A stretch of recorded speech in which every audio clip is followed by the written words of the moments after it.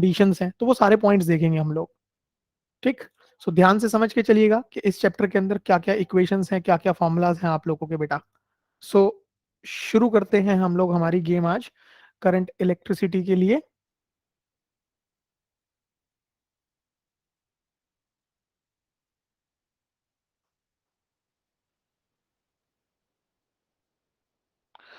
देखिएगा बेटा, current electricity के अंदर जब हम सबसे पहला पॉइंट अपना कंसीडर करते हैं, सबसे पहली बात हम लोग करते हैं, तो वो कहानी आ जाती है हमारे पास करंट कैरियर्स को लेकर के। ठीक है, सबसे पहला जो पॉइंट हमारे पास आ गया वो हमारे पास क्या आ जाता है, दैट हमारे करंट कैरियर्स। तो करंट कैरियर्स की जब बात कर रहे हैं तो इसमें आप लोगों को तीन कैटेगरी ध्यान रखनी है। भाई सबसे पहली कैटेगरी आ जाती है आप लोगों के पास किसको लेकर के, सॉलिड को लेकर के। अगर आप लोग सॉलिड की बात करते हैं तो सॉलिड में आप लोगों के पास क्या आ जाएंगे बेटा, मेटल्स आ जाएंगे।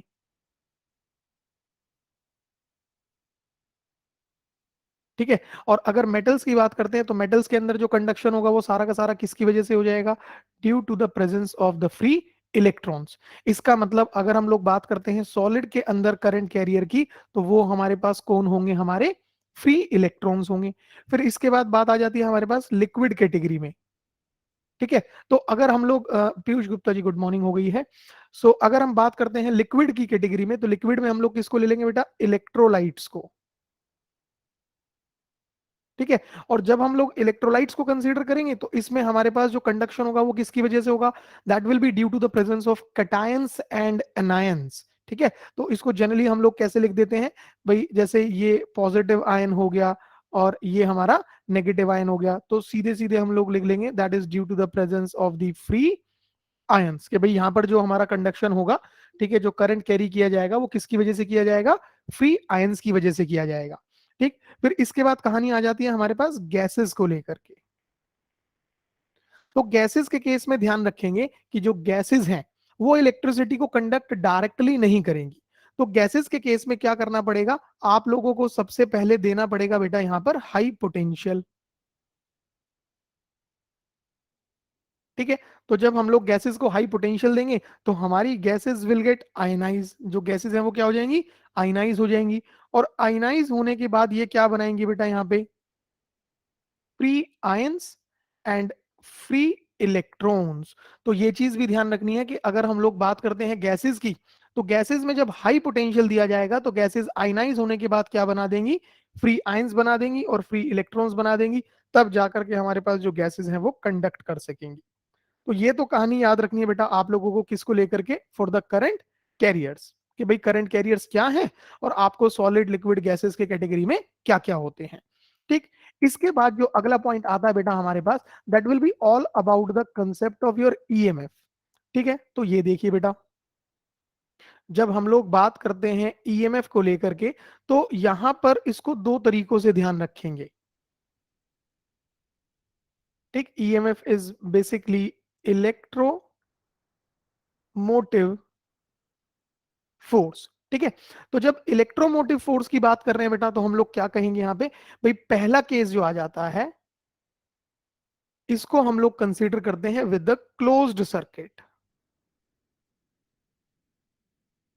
ठीक है, भाई सपोज ये हमारे पास एक कंडक्टर रहा इस तरीके से। ठीक है, इस कंडक्टर के एंड्स हो गए एक्स वाई, और ये एक्स वाई एंड्स पर हम लोगों ने यहाँ पर एक source of potential difference connect कर दिया। ठीक है, और की को कर दिया क्लोज, तो ये हमारा क्लोज सर्किट हो जाता है यहाँ पर इस तरीके से। ठीक, तो जैसे ही की को क्लोज करा होगा हम लोगों ने, तो हमारे जो इलेक्ट्रॉन्स हैं इनकी मूवमेंट शुरू हो गई होगी right from the negative terminal towards to the positive terminal. इसका मतलब हमने क्या देखा कि इलेक्ट्रॉन जो है वो स्टार्ट कर देगा मूव करना from the lower potential to higher potential. तो भाई सिंपली जो भी अमाउंट का वर्क डन किया जाएगा चार्ज पार्टिकल को मूव कराने के लिए ओवर द क्लोज्ड पाथ, ये चीज ध्यान रखनी है कि work done in order to move the charge, और किस तरीके से, ओवर अ क्लोज्ड पाथ। ठीक है, तो जब हम एक चार्ज पार्टिकल को क्लोज्ड पाथ में मूव कराने के लिए वर्क डन कर रहे होते हैं तो उसी को हम लोग क्या नाम दे देते हैं, ईएमएफ, जिसको रिप्रेजेंट कर दिया जाता है ई के साथ।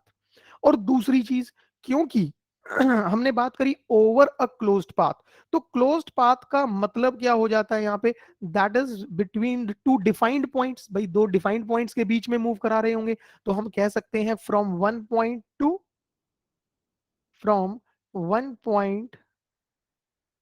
To another point. हमने उसको कहां से कहां मूव कराया, किसी एक पॉइंट से किसी दूसरे पॉइंट पर मूव कराया। और बेटा जी जब कभी भी हम लोग वर्क डन कराते थे किसी एक डिफाइंड पॉइंट से किसी दूसरे डिफाइंड पॉइंट तक, तो उसी को हम लोग क्या बोलते थे, पोटेंशियल डिफरेंस। Potential difference. तो ये भी ध्यान रखना है कि इन जनरल जो ईएमएफ होता है वो क्या है, वो एक तरीके का पोटेंशियल डिफरेंस ही होता है।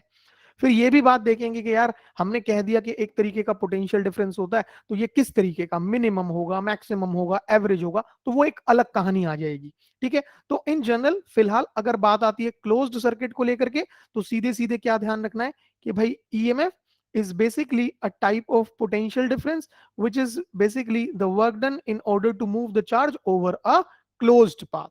ठीक है, अगर एसआई यूनिट की बात करते हैं तो एसआई यूनिट आपके पास हो जाती है बेटा इसकी जूल पर कूलम, जिसको कि आप लोग सीधे सीधे क्या कह देते हैं, volt. And nature of quantity की बात करते हैं बेटा, नेचर ऑफ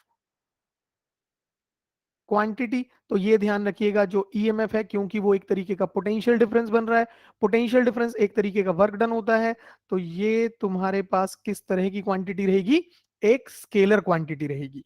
ये तो पूरी कहानी हो जाती है तुम्हारे पास किस चीज के लिए बेटा, ईएमएफ के लिए फॉर अ क्लोज्ड सर्किट, अगर तुम लोग क्लोज सर्किट लेते हो। ठीक है, फिर दूसरा पॉइंट हमारे पास क्या आता है, इसको भी समझिए।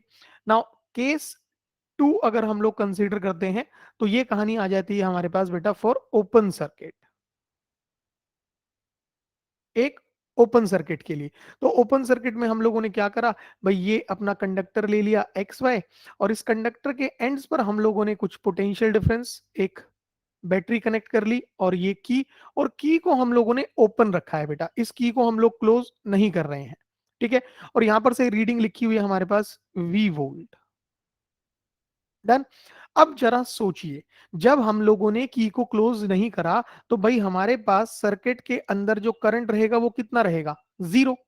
अगर सर्किट के अंदर करंट जीरो है, इसका मतलब हम लोगों ने जो अपना ये source of potential difference connect किया है, ये जो source of potential difference connect किया है, ये बैटरी कनेक्ट की है, ये जो सेल कनेक्ट किया है, ये किसी भी तरीके से यूज नहीं हुआ। ठीक है, तो क्या ध्यान रखना है कि जो ईएमएफ होगा, this is basically equal to the maximum potential difference, but कब, when no current is withdrawn from the cell और द बैटरी। अगर हम किसी सेल से किसी बैटरी से एक पर्टिकुलर सर्किट के अंदर कोई करंट विड्रॉ नहीं कर रहे हैं, तो उस सेल का या उस बैटरी का जो अपना मैक्सिमम पोटेंशियल डिफरेंस होगा वही क्या कहलाएगा, उसका ईएमएफ कहलाएगा।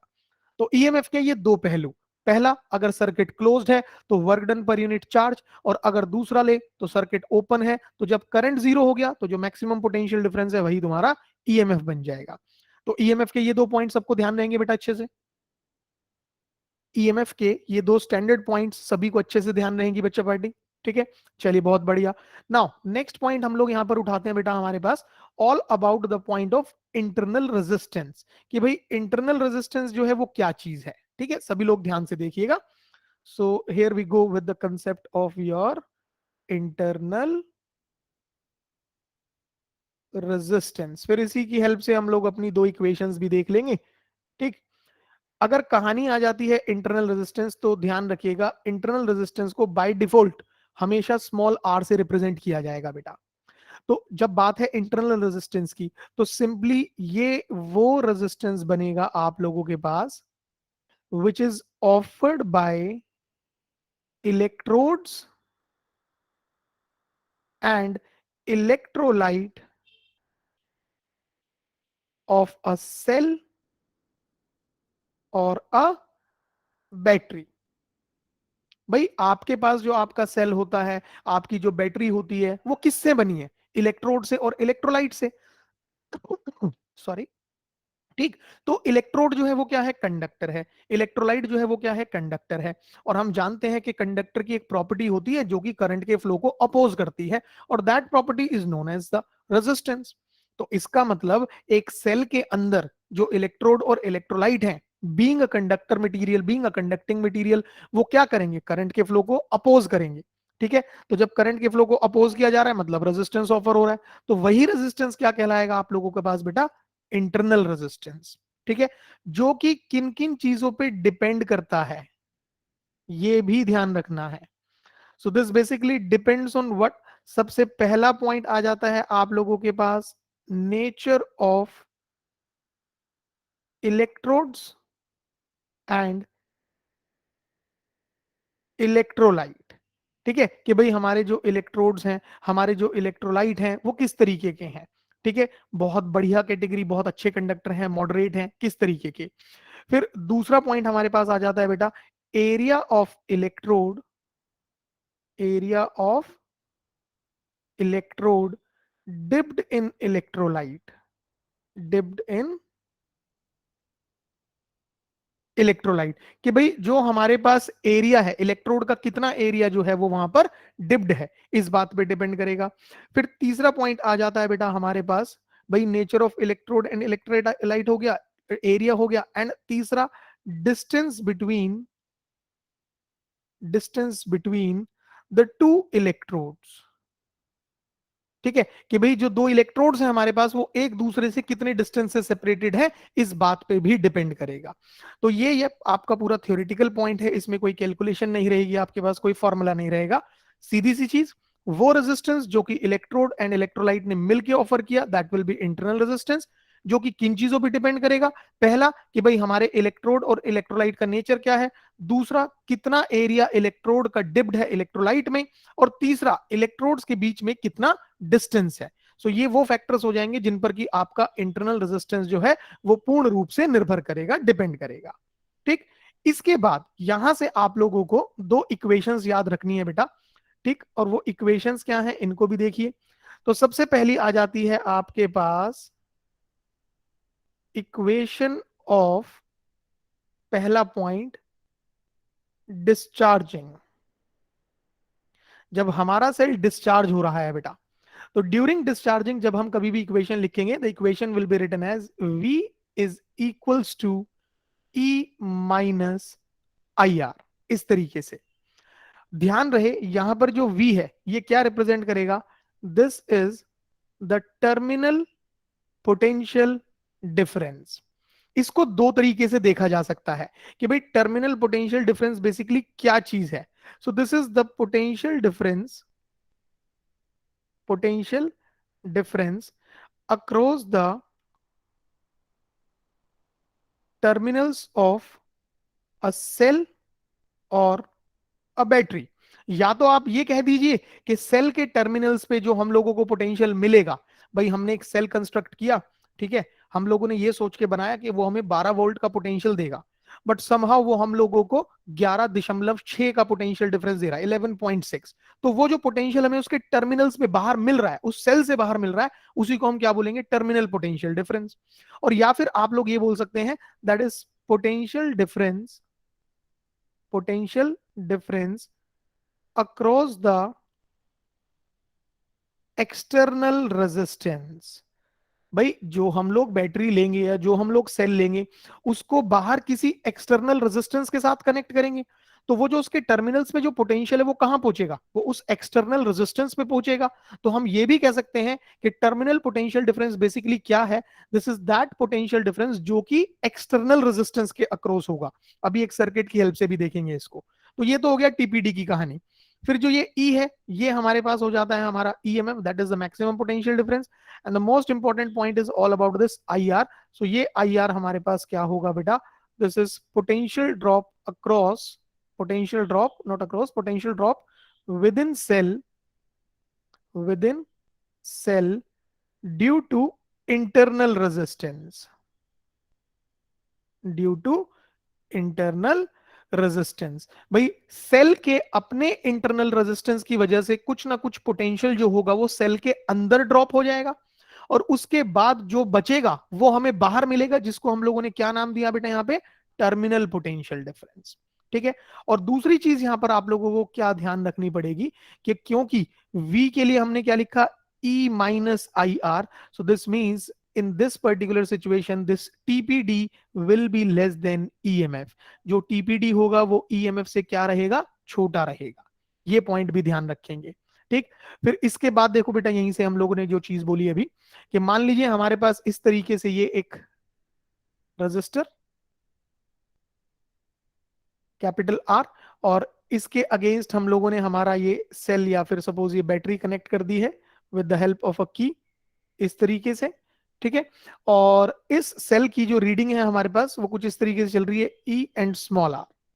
भाई ई हो गया इसका अपना ईएमएफ, और आर जो है वो हो गया इसका इंटरनल रेजिस्टेंस, और जो करंट है वो फ्लो कर रहा है बेटा यहाँ पे हमारे पास आई। अगर करंट आई फ्लो कर रहा है, ठीक है, तो इसका मतलब potential drop across this R, potential drop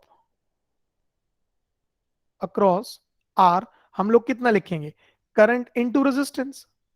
and simply इस रेजिस्टेंस के अगेंस्ट जो पोटेंशियल ड्रॉप हुआ इट इज बेसिकली व्हाट, ये वही पोटेंशियल हो गया ना जो हमारे पास यहाँ टर्मिनल्स पर रहा होगा। तो हम लोग अपनी इक्वेशन को फर्दर कैसे लिख सकते हैं, जो हमने लिखा ना अभी, v is equals to E minus I R. ठीक है, तो यहाँ v को हम फर्दर क्या लिख सकते हैं, I कैपिटल आर।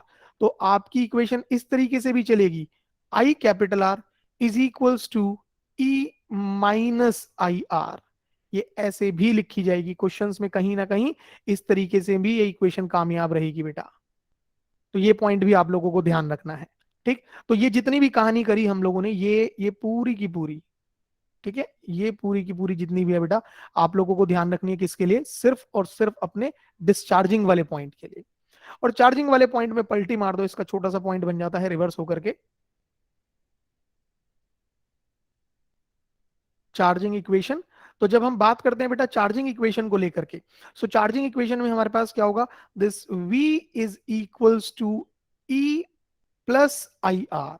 जो तुम्हारा पहले माइनस आई आर था, अब वही चीज क्या हो जाएगी यहाँ पे, प्लस आई आर हो जाएगी। और क्योंकि प्लस आई आर हो गई है, सो बेटा now the TPD will be greater then EMF. तो ये ध्यान रखना है पॉइंट आपको कि टीपीडी ईएमएफ से छोटा कब है, दैट इज ड्यूरिंग डिस्चार्जिंग, और टीपीडी जो है वो ईएमएफ से बड़ा कब है, दैट इज ड्यूरिंग चार्जिंग। सो ये दोनों पॉइंट्स हो जाएंगे बेटा सभी के अच्छे से, charging equation and discharging equation. ये दोनों पॉइंट सभी के प्रॉपरली हो जाएंगे अच्छे से। चलिए ग्रेट, बहुत बढ़िया। नाउ इसके बाद यहां से जब हम आगे की तरफ चलते हैं बेटा, तो अगला पॉइंट जो हमारे पास आता है, this is all about your drift velocity and mobility. ये दो चीजें, तो सबसे पहले देखते हैं आप लोग ड्रिफ्ट वेलोसिटी को, जिसको कि आप लोगों ने रिप्रेजेंट किया वीडी के साथ। ठीक है, अब कुछ छोटे छोटे पॉइंट्स हैं जो कि तुम लोग ध्यान रखोगे यहां पे बेटा। जब ड्रिफ्ट वेलोसिटी की बात की गई है, तो सबसे पहली चीज, जितना ज्यादा पोटेंशियल डिफरेंस आप देंगे, ठीक है, अप्लाइड पोटेंशियल जितना ज्यादा रखोगे, तो इलेक्ट्रॉन जो होगा वो उतनी ज्यादा स्पीड से पॉजिटिव टर्मिनल की तरफ अट्रैक्ट होगा। ठीक है, तो इसका मतलब आप पोटेंशियल बढ़ाते जाइए, आपके पास ड्रिफ्ट जो होगी वो बढ़ती जाएगी, प्रैक्टिकली अगर बात की जाए। ठीक, तो जब हम इसे डिफाइन करते हैं तो मैक्सिमम वैल्यू कुछ भी हो सकती है, and there will be a minimum possible value, कि कम से कम इतनी तो होगी ही होगी। ठीक है, तो जब ड्रिफ्ट वेलोसिटी को थियोरेटिकली पॉइंट पे लिखा जाता है, तो हम लोग क्या बोलते हैं, that drift velocity is basically what, this is the minimum average speed with which electrons gets drifted towards positive terminal. भाई ये वो मिनिमम एवरेज स्पीड है, ये वो मिनिमम एवरेज वेलोसिटी है जिससे कि आपके जो इलेक्ट्रॉन्स हैं वो किसकी तरफ भागना शुरू कर देते हैं, पॉजिटिव टर्मिनल की तरफ। तो यहां पहला पॉइंट जो ध्यान रखना है वो ये ध्यान रखना है कि भाई मिनिमम एवरेज है, मैक्सिमम कितनी भी हो जाएगी, मैक्सिमम तो चलती चली जाएगी, पर ये क्या है, मिनिमम एवरेज है। ठीक है, तो जब मिनिमम एवरेज है तो इसको आप लोग किस तरीके से लिखते थे, that V D is V1 plus V2 and up to Vn और डिवाइडेड बाय n, जिसको कि फाइनली जब आप लोगों ने रिजॉल्व करने की कोशिश करी, तो आप लोगों के पास यहां से क्या बना, that Vd is equals to a tau. बीच में ये इक्वेशन आती थी, इसको ध्यान रखना है, जिसमें कि a जो है, this is what, this is the uniform acceleration produced due to produced due to applied electric field. भाई ये वो यूनिफॉर्म एक्सेलरेशन होगी जो कि किसकी वजह से बनी, अप्लाइड इलेक्ट्रिक फील्ड की वजह से। और जो ये टाउ है, this is what, this is the average relaxation time. इसी को क्या नाम दिया गया, एवरेज रिलैक्सेशन टाइम कहा गया। और एवरेज रिलैक्सेशन टाइम का मतलब क्या बना, that is basically the time between the two successive collision. So इसको हम क्या बोलेंगे, time elapsed between two successive collision. भाई दो सक्सेसिव कोलिजन के बीच में जो भी टाइम लैप्स आया है उसी को हम लोगों ने क्या नाम दिया बेटा, ड्रिफ्ट, सॉरी, रिलैक्सेशन टाइम कहा। और फिर फर्दर एक पॉइंट छोटा सा ध्यान रखना है आप लोगों ने यहां पर, कि भाई जो ये रिलैक्सेशन टाइम है टाउ, ये टेम्परेचर के साथ हमेशा कैसे वेरी करता है, इनवर्सली वेरी करता है। आप टेम्परेचर को बढ़ाइए तो रिलैक्सेशन टाइम जो है वो घट जाएगा, और टेम्परेचर को घटाइए तो रिलैक्सेशन टाइम जो है वो बढ़ जाएगा। तो सबसे पहला फॉर्मूला ड्रिफ्ट के लिए जो ध्यान रखना है वो कौन सा, वीडी इक्वल्स ए टाओ, ये ध्यान रखें। फिर इससे आगे जब आपने कहानी चलाने की कोशिश करी, तो जो बेटा एक्सेलरेशन होता है इलेक्ट्रिक फील्ड के अंदर, ये कितना होता है, this is E Q by M. ये भी ध्यान रखिएगा कि यूनिफॉर्म इलेक्ट्रिक फील्ड के अंदर चार्ज पार्टिकल जब एक्सेलरेट कर रहा है तो उसकी एक्सेलरेशन कितनी, वो यूनिफॉर्म एक्सेलरेशन कितनी, this is E Q by M, वो यूनिफॉर्म एक्सेलरेशन इतनी होती है। और जैसे ही इस यूनिफॉर्म एक्सेलरेशन को आप लोग रिप्लेस कर देते हैं अपनी मेन इक्वेशन के अंदर, तो आपका ड्रिफ्ट इक्वेशन रेडी हो जाता है, और वो भी कितना, this is E Q tau by M, इस तरीके से। तो ये तुम्हारा दूसरा मेन फॉर्मूला बन गया, पहला तो हो गया ए टाउ, और दूसरा तुम्हारे पास बन गया E Q tau by M. ठीक है, फिर यहीं से, क्योंकि इलेक्ट्रिक फील्ड को लिखा जाता है आपके पास potential and per unit length. ठीक है भाई, कंसीडर कर लेते हैं अप्लाइड पोटेंशियल डिफरेंस है V, और जिस कंडक्टर पे आपने अप्लाई करा उस कंडक्टर की लेंथ है L। तो E को आप क्या कर सकते हैं यहाँ पे, V बाई एल। तो तुरंत आप लोगों के पास जो ड्रिफ्ट है बेटा वो कितना बन जाएगा, दिस E की जगह कितना हो गया V। तो ये हो गया आपके पास V Q tau by M L. ये तुम्हारा तीसरा फाइनल इक्वेशन हो जाती है ड्रिफ्ट वेलोसिटी के लिए। ठीक, जिसमें कि तुम्हें ध्यान क्या चीजें रखनी है उनको ध्यान से सुनिएगा आप लोग। भाई v तो आपके पास क्या हो गया, this is your applied potential difference. ठीक है, जिसमें कि आपको क्या देखने के लिए मिल रहा है, कि जो तुम्हारी ड्रिफ्ट वेलोसिटी है वो अप्लाइड पोटेंशियल डिफरेंस के साथ कैसे वेरी कर रही है, डायरेक्टली वेरी कर रही है। ठीक है, फिर दूसरी चीज आ जाती है आप लोगों के पास L, that is the length. और यहां से क्या देखने को मिल गया कि जो ड्रिफ्ट वेलोसिटी है आपके पास लेंथ ऑफ द कंडक्टर के साथ कैसे वेरी कर रही है, इनवर्सली वेरी कर रही है।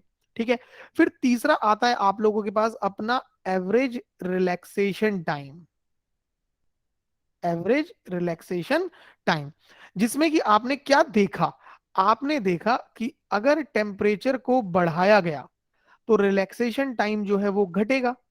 ठीक है, और अगर इक्वेशन से देखें तो क्योंकि ड्रिफ्ट जो है रिलैक्सेशन के साथ कैसे वेरी कर रही है, डायरेक्टली, तो अगर आपके पास रिलैक्सेशन टाइम डिक्रीज कर रहा है तो ड्रिफ्ट भी क्या करेगी, डिक्रीज।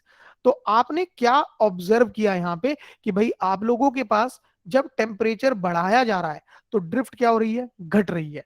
तो इसका मतलब जो ड्रिफ्ट होगी वो टेम्परेचर के साथ कैसे वेरी करेगी, इनवर्सली। तो ये तीन पॉइंट, कि जो ड्रिफ्ट है वो सिर्फ और सिर्फ तीन चीजों पे निर्भर करेगी, किस किस पर, अप्लाइड पोटेंशियल डिफरेंस के साथ डायरेक्टली, लेंथ के साथ इनवर्सली, रिलैक्सेशन टाइम की बात करते हैं तो डायरेक्टली, और टेम्परेचर की बात करते हैं तो इनवर्सली। सो ड्रिफ्ट वेलोसिटी का ये पूरा पॉइंट ध्यान रहेगा। अभी इसमें एक छोटा सा पॉइंट और है वो भी बताते हैं। यहां तक का पॉइंट सभी का हो जाएगा बेटा अच्छे से, वेरी गुड, बहुत बढ़िया। देखो कोई भी पॉइंट, कोई भी कंसेप्ट जो है कमजोर नहीं छोड़ना है, ध्यान रखिएगा। ठीक, फिर यहीं से आप लोग क्या ध्यान रखेंगे, कि in absence of electric field, in absence of electric field, motion of electrons, motion of electrons remains random, ठीक है, डिसऑर्डर्ड डायरेक्शन में रहेगा आपके पास ये, डिसऑर्डर्ड डायरेक्शन, कोई स्पेसिफिक डायरेक्शन नहीं रहेगी। और जब इस तरीके की बात है तो यहां आपके पास किसी भी तरीके से कोई करंट का मतलब नहीं बनेगा, ठीक है। फिर इसी के साथ जब आप कंसीडर कर लेते हैं in presence of electric field, in presence of electric field, तो बेटा जैसे ही हम इलेक्ट्रिक फील्ड की प्रेजेंस की बात करते हैं, सो motion of electrons will be in a specific direction. तो तुरंत आपके पास जो इलेक्ट्रॉन्स का मोशन है वो कैसे हो जाएगा, एक स्पेसिफिक डायरेक्शन में हो जाएगा, जिसकी वजह से अब हमारे पास कुछ ना कुछ करंट जरूर बनेगा, ठीक है। और फिर इसी के साथ ये भी ध्यान रखना है कि जब इलेक्ट्रॉन्स एक स्पेसिफिक डायरेक्शन में मूव कर रहे हैं तो वो हमेशा लगातार एक ही डायरेक्शन में मूव नहीं करते रहेंगे, ठीक है। तो इसमें ये भी ध्यान रखना है, due to collision, due to collision, the direction of few electrons, the direction of few electrons may get reversed,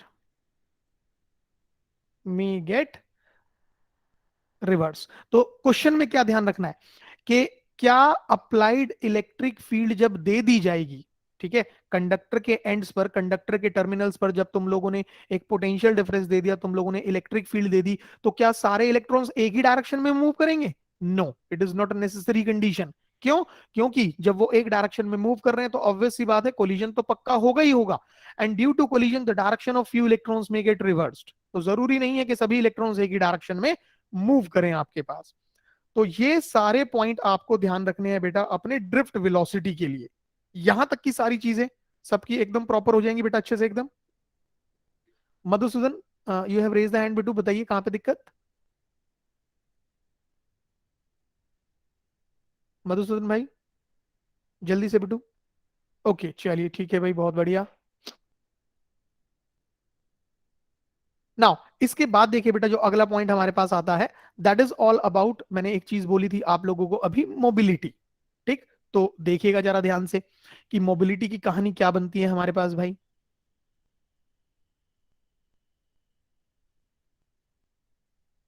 इसको रिप्रेजेंट किया जाता है म्यू, जो माइक्रो वाला सिंबल है आपका उसके साथ, ठीक है। सो जब हम बात कर रहे हैं मोबिलिटी की, तो मोबिलिटी को कैसे डिस्क्राइब करेंगे, कैसे डिफाइन करेंगे, ठीक है। भाई देखिए आपके पास ये रहा आपका कंडक्टर, ठीक है। इस कंडक्टर के टर्मिनल्स हो गए हमारे एक्स एंड वाई, और यहां हमारे पास ये टर्मिनल्स छवि जी, छवि छवि जी कनेक्ट हो गए बेटा आप या नहीं? ये हम लोगों ने टर्मिनल्स ले लिए बेटा यहाँ पे, छवि मैम कनेक्टेड और नॉट?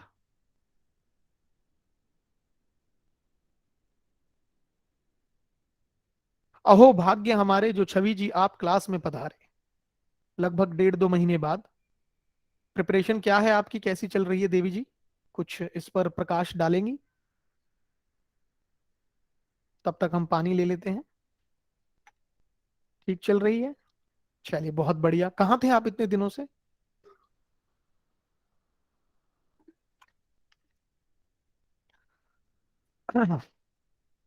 कभी कभी आ जाया करो, है ना, अच्छा लगता है थोड़ा सा, हमें भी लगता है कि हाँ यार बच्चा पढ़ रहा है।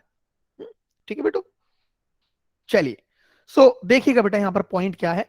जैसे ही आप लोगों ने अप्लाइड पोटेंशियल डिफरेंस दे दिया, मतलब आप लोगों ने अप्लाइड इलेक्ट्रिक फील्ड दे दी यहां पर, तो उस अप्लाइड इलेक्ट्रिक फील्ड की वजह से जो कंडक्टर के अंदर के इलेक्ट्रॉन्स थे वो तुरंत किसकी तरफ भागने लगे थे, towards to the positive terminal. इसका मतलब हमारे पास इन इलेक्ट्रॉन्स की क्या बन गई, एक ड्रिफ्ट स्पीड बन गई, ठीक। तो जो ड्रिफ्ट स्पीड बनी वो किसकी वजह से बनी, due to this applied electric field.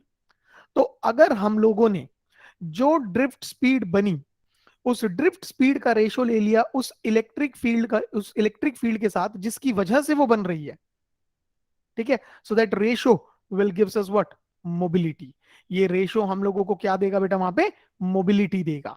तो ध्यान रखना है कि मोबिलिटी क्या है, it is the ratio of drift velocity to the applied electric field, जिस इलेक्ट्रिक फील्ड की वजह से वो बनी। अगर हमने उस ड्रिफ्ट वेलोसिटी का उसी इलेक्ट्रिक फील्ड के साथ रेशियो ले लिया तो हमें क्या मिल जाएगी, मोबिलिटी मिल जाएगी। और क्योंकि आप लोग जानते हैं ड्रिफ्ट की वैल्यू को, तो उठा के रख दीजिए। ड्रिफ्ट की वैल्यू है आपके पास e Q tau by m and divided by e as it is. तो यहाँ ई से ई कैंसिल हो जाएगा और मोबिलिटी आपके पास क्या बन जाएगी, this is Q tau by M. तो ये बेसिक पॉइंट, बेसिक फॉर्मूला ध्यान रखना है आप लोगों ने, किसके लिए, मोबिलिटी के लिए। ठीक है।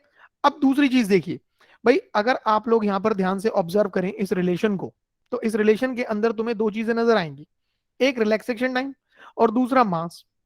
अब तुम चाहे इलेक्ट्रॉन का चार्ज लो चाहे प्रोटॉन का चार्ज लो, वो क्या रहने वाला है, सेम, उसमें कोई चेंजेस नहीं।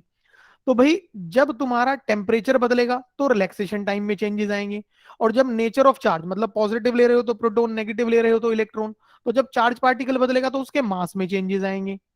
ठीक है। तो इसका मतलब जो मोबिलिटी है वो किस किस पे डिपेंड करेगी, डिपेंड्स ऑन दो चीजें। एक हो जाएगा आपका टेम्परेचर, क्योंकि टेम्परेचर से रिलैक्सेशन टाइम बदलेगा, और दूसरा हो जाएगा आप लोगों का मास, क्योंकि इलेक्ट्रॉन है, प्रोटॉन है, या कोई दूसरा आ गया तो उसके हिसाब से उसका मास वेरी कर जाएगा। डन। तो ये भी ध्यान रखना है कि किन किन चीजों पर डिपेंड करती है। और फिर बारी आ जाती है इसकी यूनिट्स बनाने की। तो भाई देखिए बहुत सिंपल है, मोबिलिटी को आपने लिखा वेलोसिटी बाय इलेक्ट्रिक फील्ड, तो वेलोसिटी क्या है, मीटर पर सेकेंड। ठीक है। और इलेक्ट्रिक फील्ड क्या है आपकी, दैट इज न्यूटन पर कूलम, और या फिर वोल्ट पर मीटर, इस तरीके से। तो जैसे ही आप लोगों ने इसे रिजोल्व किया, वोल्ट ऊपर गया, वोल्ट -1, ये मीटर इनवर्स ऊपर गया तो मीटर स्क्वायर, और ये सेकेंड इनवर्स तो एज इट इज आ गया। तो ये आपकी यूनिट बन जाती है किसके लिए, मोबिलिटी के लिए। अब जरूरी नहीं है कि यही रहे, ठीक है, और भी हो सकती है। किस तरीके से, ये देखिए भाई, मोबिलिटी को आपने कहा वेलोसिटी दैट इज मीटर पर second divided by electric field that is Newton पर कूलम। हाँ, ये भी तो होती है इलेक्ट्रिक फील्ड के लिए। तो एक यूनिट और हो जाएगी यहां से आप लोगों के पास, that is newton inverse coulomb inverse second inverse metre. तो ये भी काम करेगी। ठीक है। तो ये आप लोगों को यूनिट ध्यान रखनी है बेटा, किसके लिए, मोबिलिटी के लिए। तो मोबिलिटी वाला पॉइंट जो है बेटा यहाँ पर आपका, सभी लोग कर पाएंगे अच्छे से इसको, मोबिलिटी को सब लोग कर पाएंगे प्रॉपरली। चलिए जी निखिल जी, बहुत बढ़िया, बहुत बढ़िया भी, बहुत अच्छे, very good. Now next point देखिए बेटा आप लोग यहाँ पर, अब बहुत छोटे छोटे पॉइंट्स आएंगे आप लोगों के पास। तो जो अगला पॉइंट आप लोगों को रेडी करना है यहाँ पे, that is all about relation. कुछ छोटे छोटे रिलेशंस हैं और बहुत सारे हैं। जी मनमीत जी बताइए बेटू। एक एक बार बार, थोड़ा ऊपर करोगे? हाँ जी बिल्कुल, ये लीजिए बेटा, ये कूलम इनवर्स नहीं, कूलम सर को हो गया इनवर्स सर। आ जाएगा। बेटा ये ठीक कर लेना सभी लोग, क्योंकि कूलम ऊपर जाएगा तो ये कूलम की पावर जो है वो +1 हो जाएगी आपकी। ठीक है, ये चीज। एकता जी बताइए बेटू। सर मैं वही कूलम इनवर्स की बोल रही थी। ओके ओके, चलिए जी ठीक है। नाउ देखिए बेटा, नेक्स्ट पॉइंट हम लोग क्या प्रिपेयर करने हैं हम लोगों को यहाँ पे, this is all about the छोटा सा रिलेशन। एक रिलेशन हम लोगों ने पढ़ा था, relation between current and drift velocity. ठीक है। सो अगर हम लोग बात करते हैं relation between current and drift की, करंट एंड ड्रिफ्ट, ठीक है, तो सीधा सा पॉइंट ध्यान रखना है आप लोगों को, that I is always equals to NEAVD, इस तरीके से। ठीक है। इस पॉइंट को इंप्लीमेंट किस तरीके से किया जाता है, ड्रिफ्ट वेलोसिटी के रेशो के लिए, ध्यान से रखना। ठीक है, फॉर रेशो ऑफ ड्रिफ्ट। एक केस होता है आप लोगों का सीरीज में, तो सीरीज में कहते हैं करंट हो गया कांस्टेंट, तो करंट कांस्टेंट हो गया तो सीधा सीधा यूज कर लिया NEAVD इज कांस्टेंट। और अगर NEAVD कांस्टेंट हो जाता है तो आप लोगों ने लिख दिया VD is equals to constant and divided by NEA। तो यहां से जब आप रेशियो लिखेंगे तो VD1 by VD2 will always be equals to N2EA2 divided by N1EA1। और प्रॉपरली अगर हम लिखना चाहे ना, तो भाई देखिए अगर क्वेश्चन के अंदर बात हो रही है इलेक्ट्रॉन को लेकर के तब तो ई रहेगा, अदरवाइज अगर कोई पर्टिकुलर चार्ज की बात कर रहा है वो, उसने प्रोटॉन बोल रहा है, फिर उसके बाद प्रोटॉन का अल्फा के साथ बोल दिया, तो कहानी बिगड़ जाएगी। तो प्रॉपरली जब लिख रहे हैं तो क्या लिख लीजिएगा आप लोग, this is N2Q2A2 and divided bye N1Q1A1। भाई मान लो उसने जो फर्स्ट बोला हुआ है वो बोला हुआ है प्रोटॉन, तो Q1 की जगह आप लोग रख देंगे प्रोटॉन का चार्ज, और जो सेकंड बोला हुआ है वो उसने बोला हुआ है तुम्हारे पास ड्यूट्रॉन, तो वहां ड्यूट्रॉन का चार्ज, या फिर बोला है अल्फा तो अल्फा का चार्ज, इस हिसाब से लेकर के चलना है। ठीक है। और दूसरा केस आता है पैरेलल में, second case will be parallel combination. तो भाई पैरेलल कॉम्बिनेशन में कांस्टेंट होती है वोल्टेज, वोल्टेज कांस्टेंट होने का मतलब हुआ कि I R will be constant. I R constant होने का मतलब हुआ सर यहाँ एन बाय एल है ना, सर यहाँ ये, अरे भाई साहब, करिश्मा जी, प्यारे से बच्चे, बेटा जी, यहाँ जो ये एन है this is not capital N by L, capital N by L होता था सोलिनॉइड में, ठीक है। यहां पर ये कैपिटल एन क्या होता है, this is number of electrons per unit volume, जिसको कि हम बोलते हैं नंबर डेंसिटी ऑफ चार्ज। ठीक है। आज होगी है 27 तारीख, और 10 तारीख को है फिजिक्स का महासंग्राम, और तुम ऐसी गंदी गंदी बातें कर रहे हो। ठीक है। भाई इस तरीके की जो वार्तालाप है वो बड़ा दुख देती है, डर लगने लगता है, थोड़ा सा ध्यान दीजिए। तो आई की जगह हम लोगों ने क्या कर लिया बेटा यहाँ पे NeAVD, और आर की जगह हमने क्या कर दिया रो एल बाय ए। ठीक है। And this total part will be what, constant. बहुत सारे पॉइंट हैं इस चैप्टर के अंदर, ध्यान से समझ के चलिए। तो यहाँ ए से जो ए है वो कैंसिल हो जाएगा, और आपकी इक्वेशन क्या हो जाएगी, NeVD rho L, this is constant. आप लोगों को चाहिए ड्रिफ्ट, तो ड्रिफ्ट की इक्वेशन जो यहां पर बनेगी वो हमारे पास क्या बनी, this will be constant and divided bye NE rho L. इसका मतलब जब आप लोग रेशो लिख रहे हैं तो किस तरीके से, this VD1 by VD2 will be equals to N2 Q2 rho two L2 divided by N1 Q1 rho one L1। अब देखिए अगर मटेरियल सेम है तो रेजिस्टिविटी सेम हो जाएगी, नंबर डेंसिटी सेम हो जाएगी, अदरवाइज उसने जो भी रेशो बोला होगा आप उसके हिसाब से वैल्यूज रखेंगे। तो आपको दो पॉइंट ध्यान रखने हैं कि करंट और ड्रिफ्ट के रिलेशन से, अगर सीरीज में है तो ड्रिफ्ट का रेशो इस तरीके से, और करंट के और ड्रिफ्ट के रिलेशन में अगर पैरेलल में है तो ड्रिफ्ट का रेशो इस तरीके से। ये हो जाएगा बेटा सभी का, ये पॉइंट हो जाएगा सभी लोगों के लिए। ठीक है। देन इसके बाद जब आप मूव ऑन करते हैं बेटा यहां से आगे की तरफ, तो अगले जो कुछ इक्वेशंस है वो क्या है आपके पास, ये देखिएगा ध्यान से। अगली इक्वेशन आप लोगों के पास आ जाती है बेटा रेजिस्टिविटी की। ठीक है। सो रेजिस्टिविटी, जिसको कि आप लोगों ने करा रो से, तो इसमें भी एक अलग से पॉइंट ध्यान रखना है आप लोगों को कि भाई अगर लेंथ एंड एरिया, ठीक है, एक कंडक्टर की जो लेंथ है और एक कंडक्टर का जो एरिया है, दीज आर यूनिटी, ये कितने हो जाते हैं, यूनिटी, वन हो जाते हैं। In this particular case only the resistivity is equal to resistance, numerically जो रेजिस्टिविटी होगी, ठीक है, वो रेजिस्टेंस के बराबर आ जाएगी। सिर्फ कब, जब लेंथ और एरिया ऑफ क्रॉस सेक्शन क्या है, यूनिटी। और अदरवाइज अगर हम प्रॉपर तरीके से बात करने की कोशिश करें तो we will have the two equations.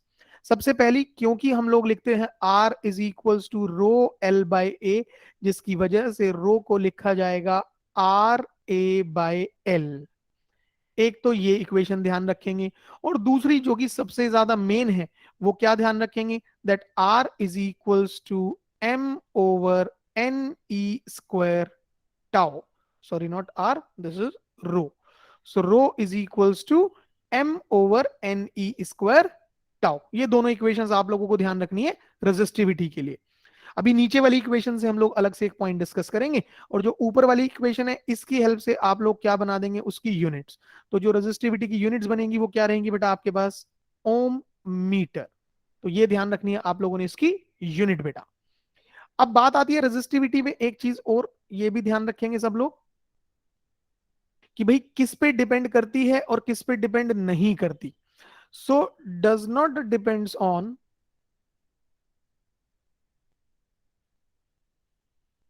पहले डिपेंडेंस लिखो, दैट डिपेंड्स ऑन, ये मेंशन आ रहा है डायरेक्टली ऑन टेम्परेचर, हाँ बिल्कुल सही अंजलि, इसी तरीके के पॉइंट चलेंगे।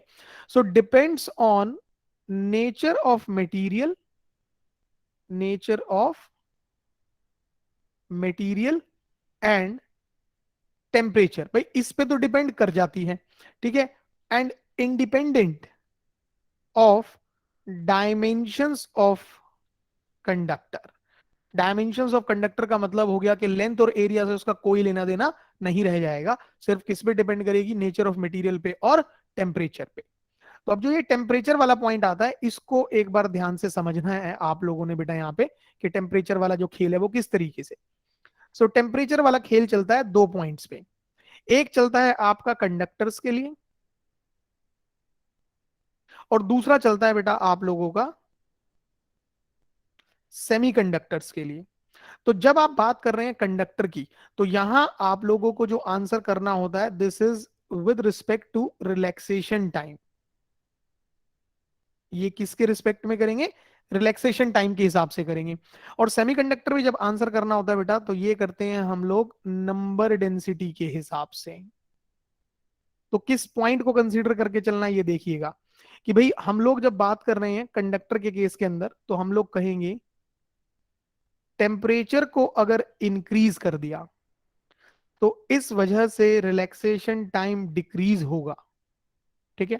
और ऊपर अपने फॉर्मूले में देखिए थोड़ा सा अगर छोटा सा नजर आए, तो रेजिस्टिविटी एंड रिलैक्सेशन टाइम एक दूसरे के साथ कैसे वेरी कर रहे हैं, इनवर्सली। तो अगर रिलैक्सेशन टाइम डिक्रीज होगा तो तुम्हारी जो रेजिस्टिविटी है वो इंक्रीज होगी। तो यहां से कंडक्टर के लिए सीधे सीधे याद रखना है कि resistivity always vary proportional to temperature in case of conductor. Conductor के केस में दोनों के दोनों कैसे वेरी कर जाते हैं, डायरेक्टली वेरी कर जाएंगे। अगर सेमीकंडक्टर की कहानी आई, तो तुमने जब टेम्परेचर को राइज किया,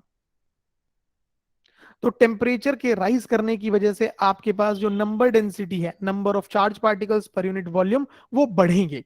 और जब नंबर डेंसिटी आपके पास बढ़ेगी, तो ध्यान से देखिए फॉर्मूले में, नंबर डेंसिटी एंड रेजिस्टिविटी एक दूसरे से कैसे वेरी कर गए, इनवर्सली। तो नंबर डेंसिटी बढ़ी तो बेटा रेजिस्टिविटी जो है वो घटने लगेगी।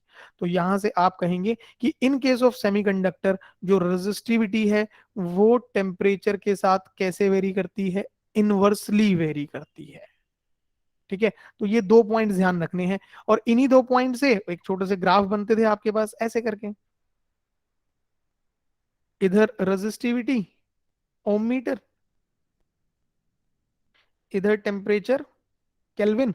तो ये इस तरीके से नॉट डायरेक्टली है, तो ये जीरो से नहीं बनाना है बेटा, ऐसे। और जब आप बात कर रहे हैं सेमीकंडक्टर की, तो दोनों के दोनों का वेरिएशन कैसे आ गया, इनवर्सली। तो ये हो गया रेजिस्टिविटी ओम मीटर में, इधर हो जाएगा टेम्परेचर केल्विन में, तो ये इस तरीके से, ठीक है। तो ये रेजिस्टिविटी वाला पॉइंट आप सभी को ध्यान रहेगा बेटा अच्छे से, ये चीज यहां तक की चीजें सभी की अच्छे से हो जाएंगी एकदम प्रॉपरली। चलिए जी, फिर नेक्स्ट इक्वेशन पर चलते हैं हम लोग यहां से आगे। सो देखिएगा बेटा जो अगला पॉइंट आता है हमारे पास वो क्या बनता है, and this is all about conductivity and current density. ये दोनों चीजों को फटाफट से कर लेते हैं। तो एक तो आ जाती है आपके पास कंडक्टिविटी, ठीक है, जिसको कि हम लोग रिप्रेजेंट करेंगे किससे, सिग्मा से। और दूसरी जो है आपके पास वो आ जाती है बेटा करंट डेंसिटी, जिसको आप रिप्रेजेंट करते हैं जे से। तो जब आप बात कर रहे हैं बेटा यहां पर करंट सॉरी कंडक्टिविटी की, so conductivity is basically the reciprocal of resistivity, ठीक है। और क्योंकि रेजिस्टिविटी थी m ओवर एन ई स्क्वायर टाउ, तो यहीं से फॉर्मूला बन जाता है सिग्मा के लिए, this is N E square tau and by M. ठीक है, और अगर आप लोग रेडी करते हैं इसकी यूनिट्स को, सो बिल्कुल सही, this is ohm inverse metre inverse. तो यही चीज आपके पास क्या बन जाती है, मोहो मीटर इनवर्स। और जब आप जा रहे हैं बेटा करंट डेंसिटी में, तो देखिए यहाँ पे काफी सारे पॉइंट्स हैं। तो सबसे पहली चीज, the amount of current flowing through unit area of cross section, the current flowing per unit area of cross section is what, your current density. ठीक है, and this is the vector quantity. ये किस तरह की quantity है आपके पास, vector. इस वजह से इसे ऐसे भी लिखते हैं that J vector is equals to I by A N cap. ठीक, फिर यहीं से रिलेशन आपके पास फर्दर चेंज हो जाता है कि भाई आपने लिखा था I is equals to n e a v d. ठीक है, ए को डिनोमिनेटर में लाते हैं, तो ये आई बाय ए जो है ये कितना हो गया, एन ई वी डी। तो बेटा I by A is what, जे।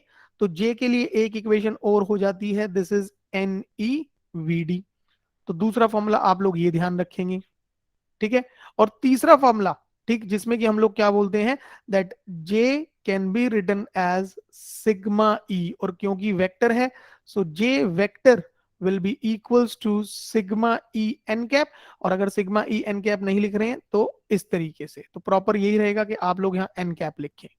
ठीक, तो ये फॉर्मूला भी ध्यान रखना है आप लोगों ने करंट डेंसिटी के लिए। एंड विद व्हाट यूनिट्स, इसकी यूनिट क्या रहेंगी आप लोगों के पास बेटा करंट डेंसिटी में, so current per unit area, so this is ampere per meter square, this way।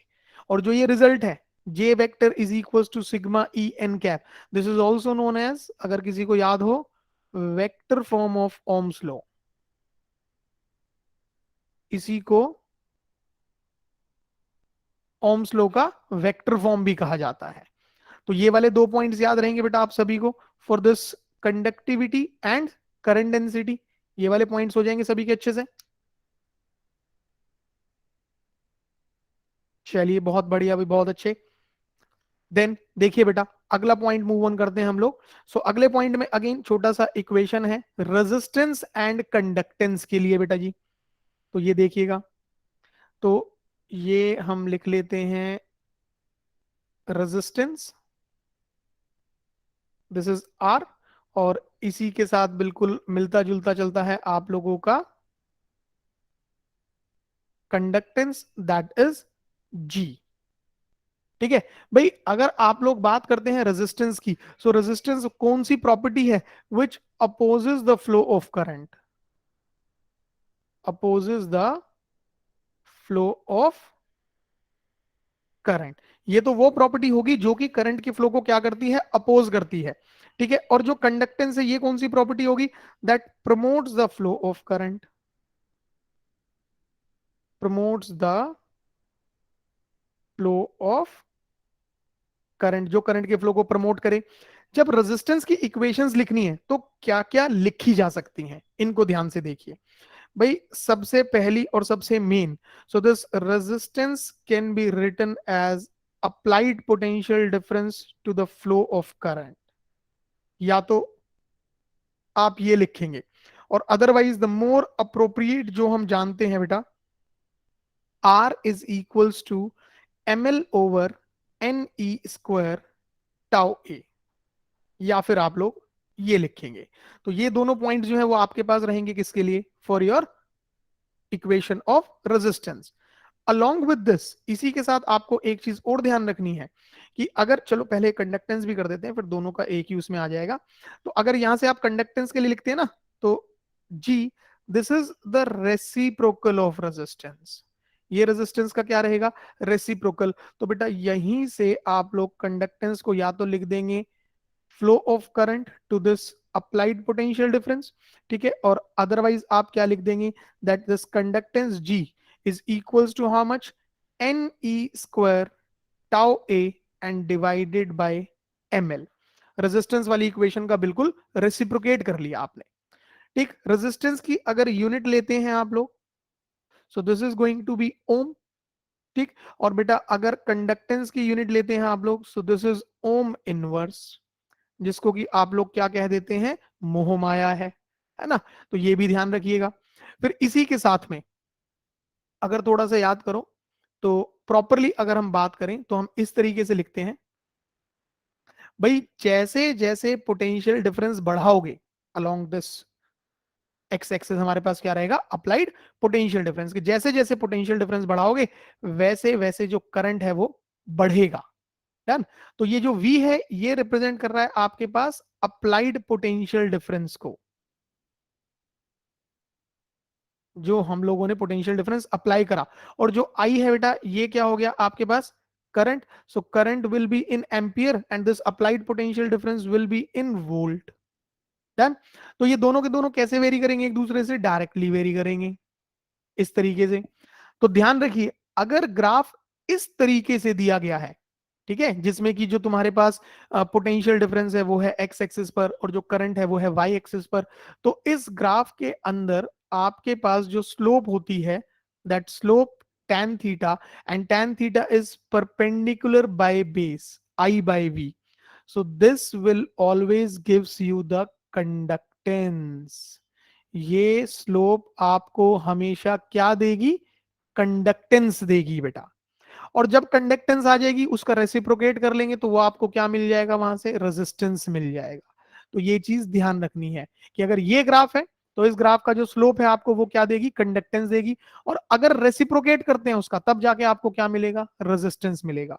तो इसका मतलब ये रहा कि अगर इस ग्राफ में डायरेक्ट आपने लगाया tan थीटा तो वो आपको देगा कंडक्टेंस, और अगर रेजिस्टेंस चाहते हैं तो आप क्या करेंगे, 1/tan थीटा, तो वो आपको क्या देगा, रेजिस्टेंस। ये पॉइंट सभी का हो जाएगा अच्छे से बेटा, ये वाला पॉइंट सभी, ठीक है, चलिए गुड, बहुत बढ़िया। अब एक दो छोटे छोटे ग्राफ्स हैं उनको भी ध्यान रखिएगा बेटा यहां पर। ये देखिए, सबसे पहले TPD, that's terminal potential difference and current. तो जब टीपीडी वर्सेस करंट के लिए आप लोग प्लॉट कर रहे हैं तो आप लोग वहां इक्वेशन कौन सी लेते हैं बेटा, ये देखिएगा ध्यान से। सो इक्वेशन ली जाती है V is equals to E minus I R. भाई जैसे जैसे आप लोगों के पास सेल से ज्यादा करंट विड्रॉ किया जाएगा तो ये जो आई आर है ये इंक्रीज करेगा, दिस पूरा का पूरा रिजल्ट विल इंक्रीज। और अगर ये पूरा रिजल्ट इंक्रीज करता है तो योर वी विल डिक्रीज, तो जो वी है वो क्या करेगा, डिक्रीज करेगा। जिसकी वजह से, बिल्कुल सही अंश, आपने बहुत बढ़िया वाला ग्राफ का मैसेज किया, एकदम बिंदास। तो ये हुआ आपका। तो अब आपके पास along this y axis you will have TPD, terminal potential difference, ठीक है, and along x axis you will have current, ये चीज, and your graph will go like this. आपका ग्राफ इस तरीके से रहता है बेटा। तो अगर टीपीडी और करंट की बात है तो ग्राफ ये रहेगा आपका, ठीक। फिर दूसरा पॉइंट आपके पास जो आता है बेटा यहाँ पे, this is for EMF versus resistance. तो भाई ईएमएफ का रेजिस्टेंस से कोई लेना देना है ही नहीं, ठीक है। So E is completely independent of R. तो भाई ये डिपेंड ही नहीं करता है। तो जब डिपेंड ही नहीं करेगा आपके पास तो आपका ग्राफ जो रहेगा वो इस तरीके से कि यहां आपके पास रहेगा ई और यहां आपके पास रहेगा आर। सो ये ऐसे आ जाएगा, कोई डिपेंडेंस होगी ही नहीं। फिर दूसरी कहानी आती है TPD with respect to this external resistance, TPD versus this external resistance. तो यहां थोड़ा सा ध्यान रखेंगे आप लोग। भाई ये ले लिया आप लोगों ने टीपीडी, इधर ले लिया आप लोगों ने आर। अभी अगर बिगनिंग वाला पॉइंट आपको याद हो तो हम लोगों ने लिखा भी था कि जो टर्मिनल पोटेंशियल डिफरेंस है इसको हम लिख रहे हैं ई माइनस आई आर, ठीक है जी। आकाश जी बताइए, सर आकाश जी। ये वाला रिपीट कर दो। कौन से वाला बेटा, सर ये टीपीडी वाला ही। अभी बताया क्या, कुछ भी नहीं बताया अभी तो इसमें। Okay sir.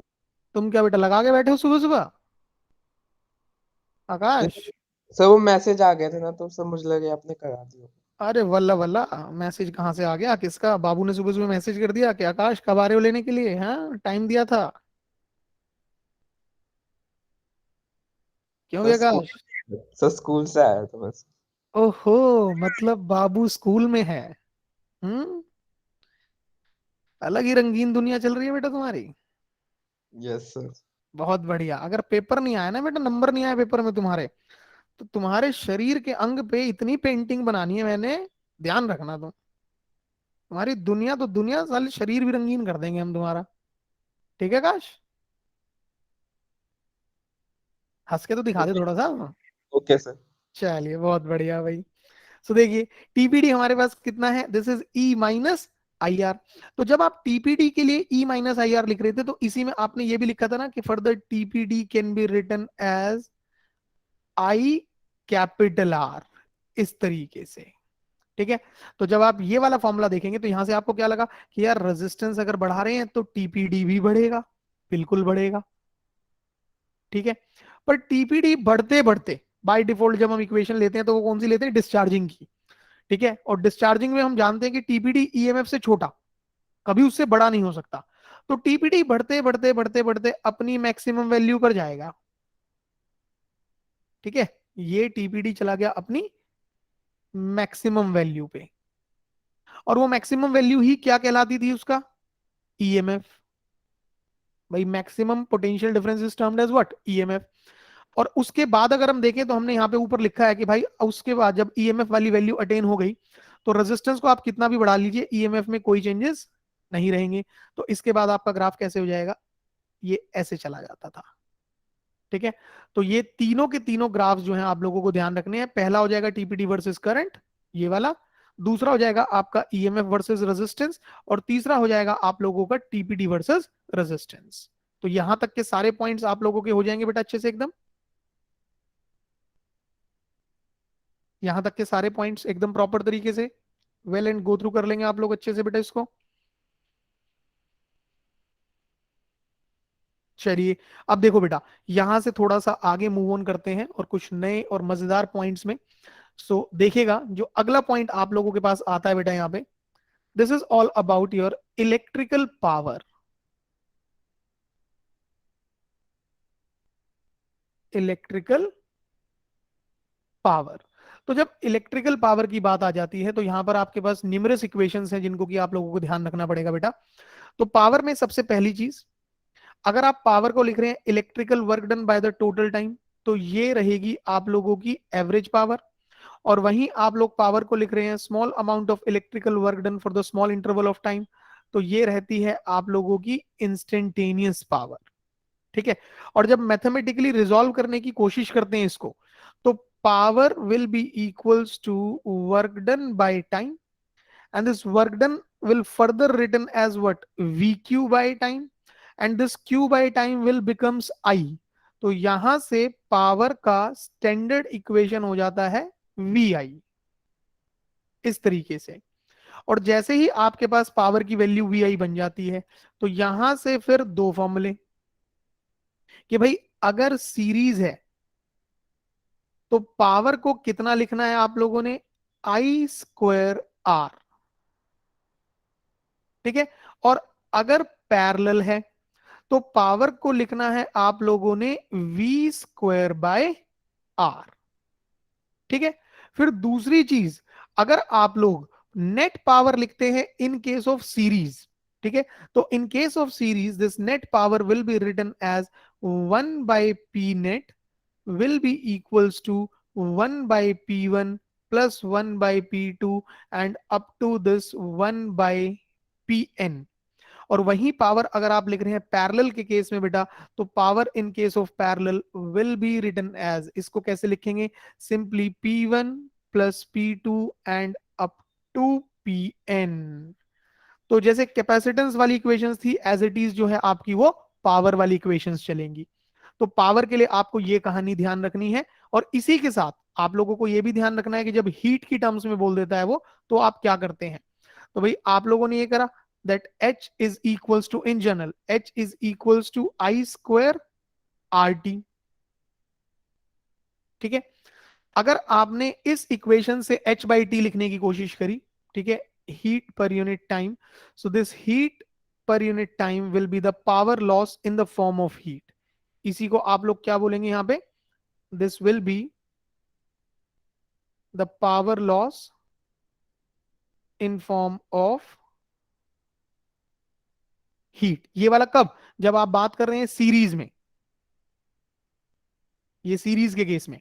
और अगर आप लोगों ने लिखा बेटा यहां पे that H is equals to V square by R T, ठीक है, तो ये बन जाता है किस केस में? पैरेलल के केस में। तो जैसे ही आप लोगों ने यहां से लिख दिया this heat per unit time is V square by R, तो ये क्या रहेगा आप लोगों के पास? This will be the power loss in form of heat and in case of parallel combination. तो ये भी ध्यान रखना है कि किस केस में सीरीज में क्या फॉर्मूला लेके चल रहे हो और पैरेलल में क्या फॉर्मूला लेके चल रहे हो। तो यहां तक के सारे पॉइंट्स हो जाएंगे बेटा आपके अच्छे से अप टू दिस। फिर इससे आगे हम लोग जी तेंजिल जी बताइए मैम कहाँ पे दिक्कत आई बेटा जी?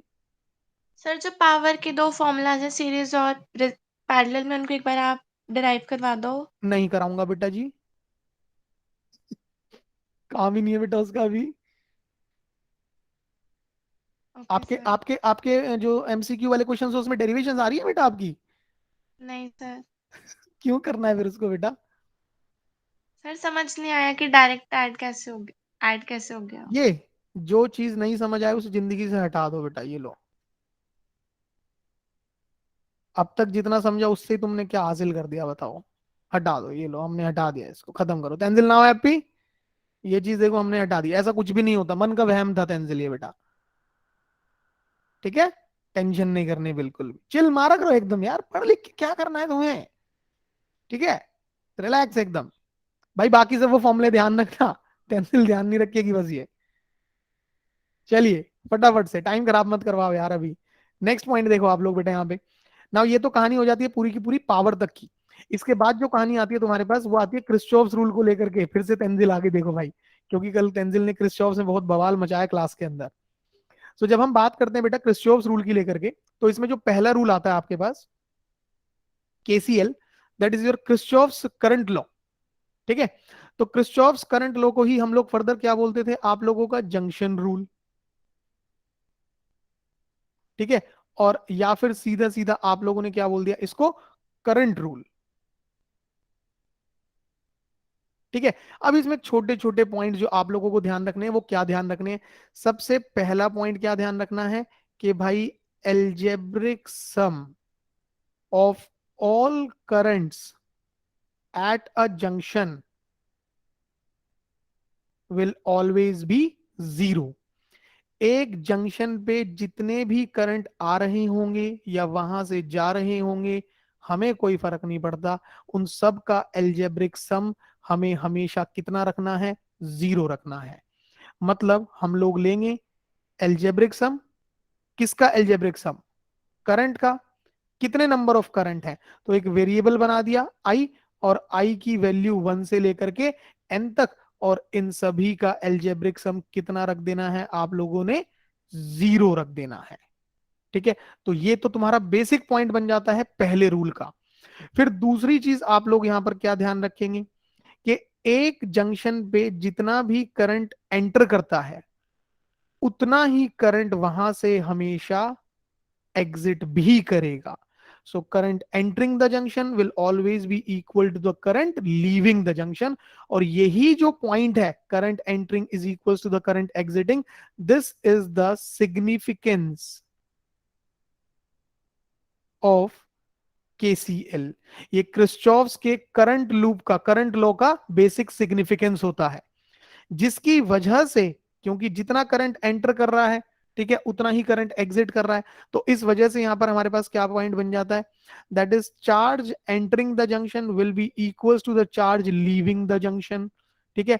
भाई जितना चार्ज एंटर करा उतना ही चार्ज एग्जिट करा, तो इसका मतलब क्या हो गया?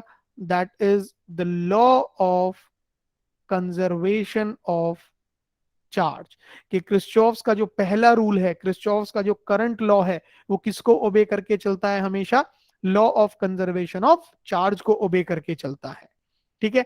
इसमें तुम्हारी चॉइस होती है, और चॉइस क्या है कि भाई आप लोग अगर करंट एंटरिंग को पॉजिटिव ले रहे हैं तो करंट एग्जिटिंग को क्या कर लीजिएगा, नेगेटिव कर लीजिएगा। किसी का दिल नहीं मानता इस चीज के लिए तो वो क्या करे, करंट एंटरिंग को नेगेटिव कर ले और करंट एग्जिटिंग को पॉजिटिव कर ले, कोई फर्क नहीं पड़ेगा। कॉन्सिक्वेंसेस और रिजल्ट जो है वो सारे के सारे सेम रहेंगे आपके। तो ये तो कहानी आ जाती है पहले के लिए। और फिर जब बात करते हैं आप लोग यहां पर दूसरे रूल के लिए, ठीक है, दैट इज केवीएल, क्रिस्चॉफ्स का वोल्टेज रूल। ठीक है, तो यही आपके पास क्या कहलाता है, this is known as loop rule. ठीक है, और या फिर आप लोग इसको क्या कहेंगे, वोल्टेज रूल। ठीक है, अब इसको दो तरीके से समझ सकते हैं, दो तरीके से कह सकते हैं आप लोग यहां पर बेटा। तो जो सबसे पहला पॉइंट आपके पास क्या बनता है, पहला पॉइंट ये बनता है कि जो एल्जेब्रिक सम होगा ऑफ ऑल पोटेंशियल ड्रॉप्स, ठीक है, will always be equal to net applied potential difference.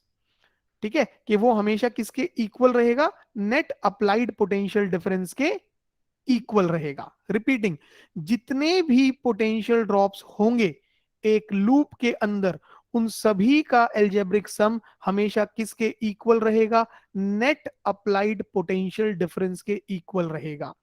In rules को कैसे इंप्लीमेंट किया जाता है, रिपीट कर रहा हूं, इन रूल्स को कैसे इंप्लीमेंट किया जाता है, तो चैप्टर 3 की वो वीडियो चेक कीजिएगा आप लोग, जिसमें कि हम लोगों ने जो व्हीटस्टोन ब्रिज होता है ना, व्हीटस्टोन ब्रिज आपका जो था उसको जो पूरा डिराइव किया है, वो वाला वीडियो चेक करेंगे तो आपको वहां पर सिर्फ और सिर्फ ये समझ आ जाएगा कि इन दोनों रूल्स को इंप्लीमेंट करना कैसे होता है।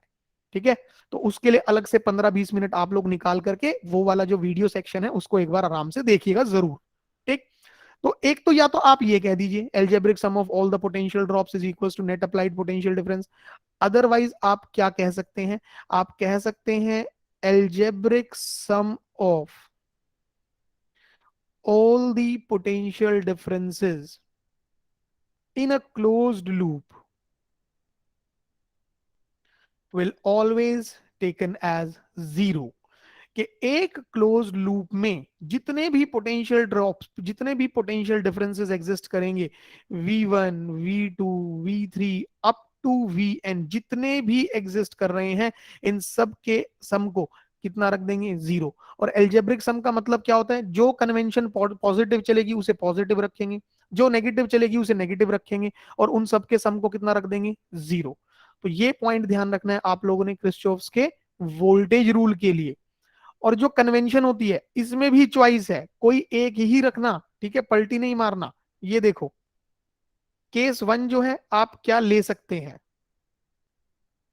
आप लोग ये ले लीजिए कि अगर आपका सेल है और आप सेल के अंदर जा रहे हैं पॉजिटिव से नेगेटिव, तो आप ले रहे हैं पॉजिटिव ई। ठीक है, और अगर आपके पास ये आपका सेल है जिसमें कि आप जा रहे हैं नेगेटिव से पॉजिटिव, तो आप ले रहे हैं नेगेटिव ई। ठीक है, फिर इसके बाद ये आपके पास रेजिस्टेंस वाली ब्रांच है जिसमें कि करंट आई फ्लो कर रहा है और रेजिस्टेंस ये है, और आपके लूप की डायरेक्शन इस तरीके से है कि दोनों सेम हो गए, आपकी डायरेक्शन करंट की डायरेक्शन दोनों सेम हो गई, तो जो प्रोडक्ट है वो लिया जाएगा पॉजिटिव आई आर। ठीक है, और अदरवाइज अगला, भाई ये करंट है ये रेजिस्टेंस है, आप पलटी मार गए, रिवर्सल चले गए इस तरीके से, तो जब आप रिवर्सल चले गए so the product will be taken as what, minus I R. ठीक है, ये तो वो है जो हम लोगों ने सीखे जनरल केस में। जरूरी नहीं है कि आप ऐसे ही कर रहे हैं, आप रिवर्सल लेना चाहते हैं उससे भी आंसर्स आपके सारे सेम आते हैं। कैसे कि भाई सपोज किसी ने कहा इस तरीके से कि पॉजिटिव से नेगेटिव जा रहे हो सेल में, आपने ले लिया माइनस ई, कोई टेंशन नहीं, अब सारे के सारे पलटी मारो इसी हिसाब से।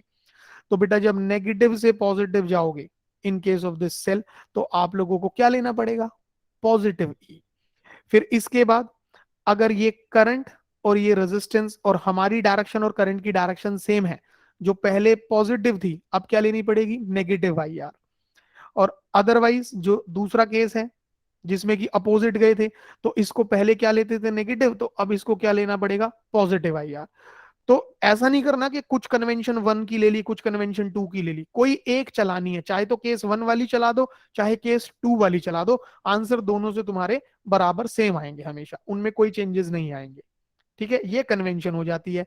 फिर दूसरी चीज क्या ध्यान रखनी है कि ये किसे ओबे करता है हमेशा, so this always obeys law of conservation of mechanical energy. ये हमेशा किसको ओबे करके चलेगा, law of conservation of mechanical energy को।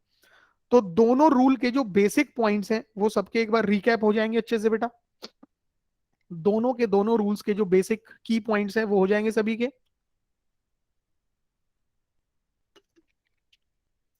ठीक। अब भाई इससे जो आगे की कहानी है ना, बहुत सारे पॉइंट्स हैं, छोटे छोटे हैं और सारे के सारे, तो उनको ध्यान से देखिएगा। भाई क्रिस्चॉफ्स रूल के बाद ये तो छोटा सा ही है जो अभी अगला हम लोग करेंगे। This is all about your wheat stone bridge. Sir ohmic and non ohmic बता दीजिए। जो ओम्स लॉ को ओबे करते हैं वो होते हैं ओमिक कंडक्टर। फॉर एग्जांपल जितने भी मेटल्स हैं वो सारे के सारे आपके क्या हो जाएंगे, ओमिक कंडक्टर्स। और जो ओम्स लॉ को ओबे नहीं करते वो तुम्हारे non ohmic conductor. For example आप लोगों के ट्रांजिस्टर्स, आप लोगों के डायोड्स, जो हम लोग घर में ट्यूबलाइट यूज करते हैं, एलईडी, तो ये सारे के सारे आपके क्या हो जाएंगे, non ohmic conductors. Anjali ji clear रहेगा बेटू।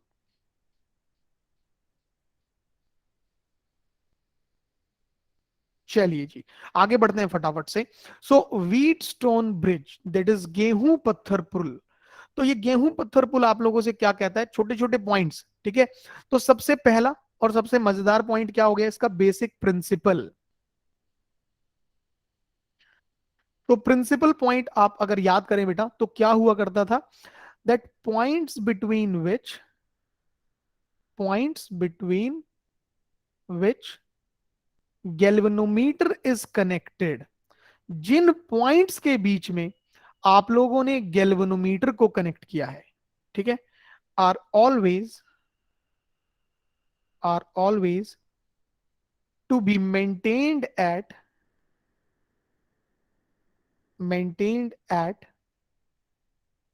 Equal potential.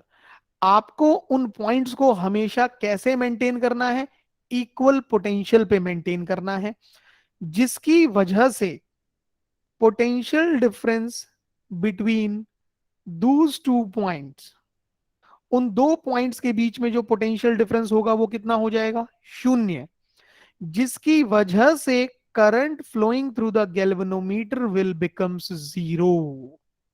तो सबसे पहला important point is that working principle का पॉइंट क्या था कि जिन पॉइंट्स के बीच में आप गैल्वेनोमीटर कनेक्ट करेंगे उन दोनों पॉइंट्स को आपको सदैव बराबर पोटेंशियल पे मेंटेन करना है, जिसकी वजह से उन दो पॉइंट्स के बीच का जो पोटेंशियल डिफरेंस होगा वो जीरो हो जाएगा। और पोटेंशियल डिफरेंस जीरो होने की वजह से गैल्वेनोमीटर वाली ब्रांच के अंदर जो भी करंट फ्लो कर रहा होगा वो भी जीरो हो जाएगा। ये तो तुम्हारा पहली चीज हो गई। ठीक है, फिर इसकी हेल्प से कि भाई IG will be equals to zero, इसकी हेल्प से आप लोगों ने इक्वेशंस बना करके बैलेंस कंडीशन निकाली। तो वो क्या पॉइंट था आपके पास कि भाई ये आप लोगों का bridge circuit,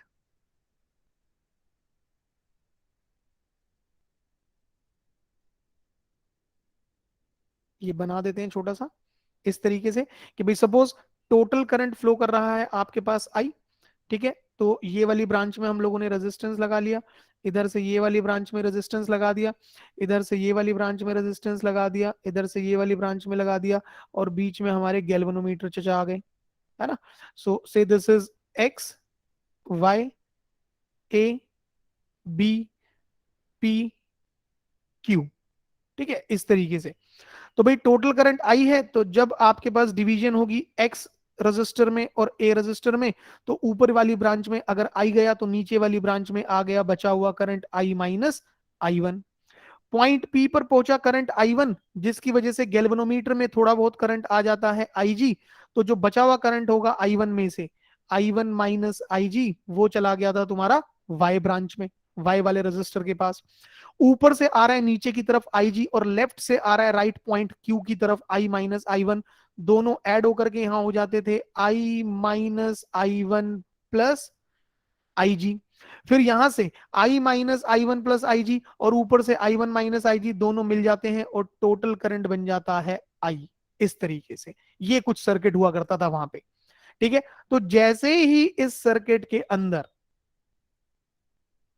current flowing through the galvanometer कितना हो जाता था, 0, तो आप कहते थे bridge will be bridge will be balanced, कि जो आपका ब्रिज है वो क्या हो जाएगा, बैलेंस हो जाएगा। और बैलेंस्ड कंडीशन क्या हुआ करती थी कि गैल्वेनोमीटर से लेफ्ट का ratio will be equal to galvanometer से राइट का रेशो, कि जो आपके पास गैल्वेनोमीटर से लेफ्ट का रेशो है और जो गैल्वेनोमीटर से राइट का रेशो है वो हमेशा क्या रहेगा, बराबर। एंड दिस पर्टिकुलर पॉइंट, इसी को आप क्या बोलते थे बेटा, this is balanced condition of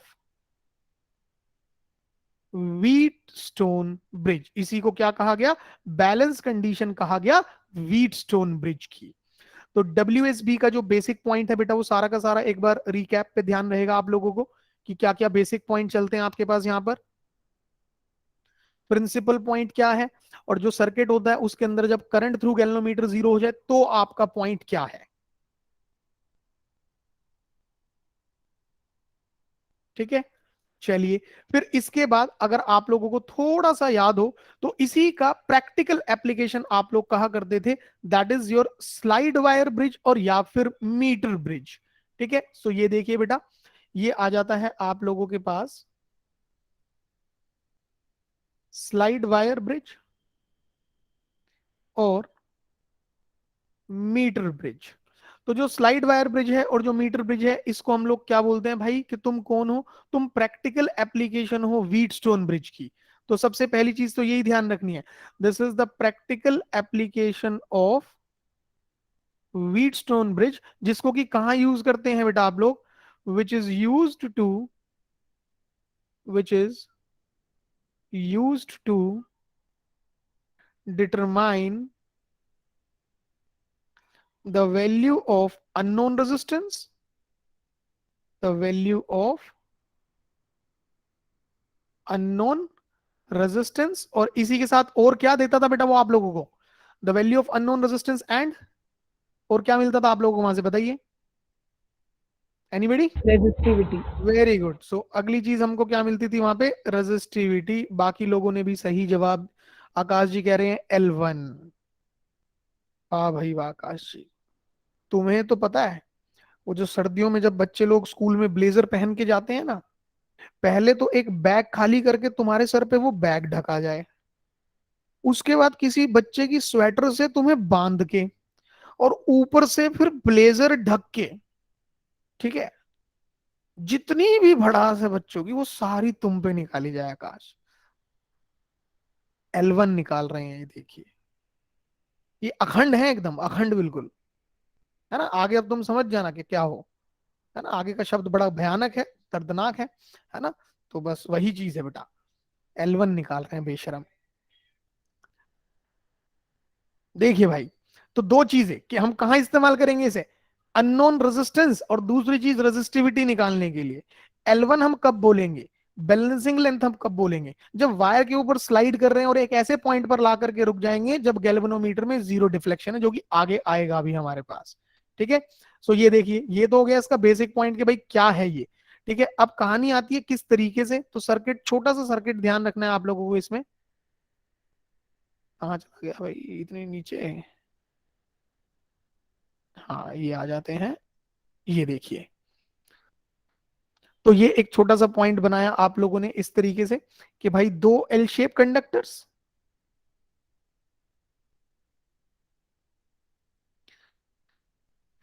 ये रख दिया आप लोगों ने,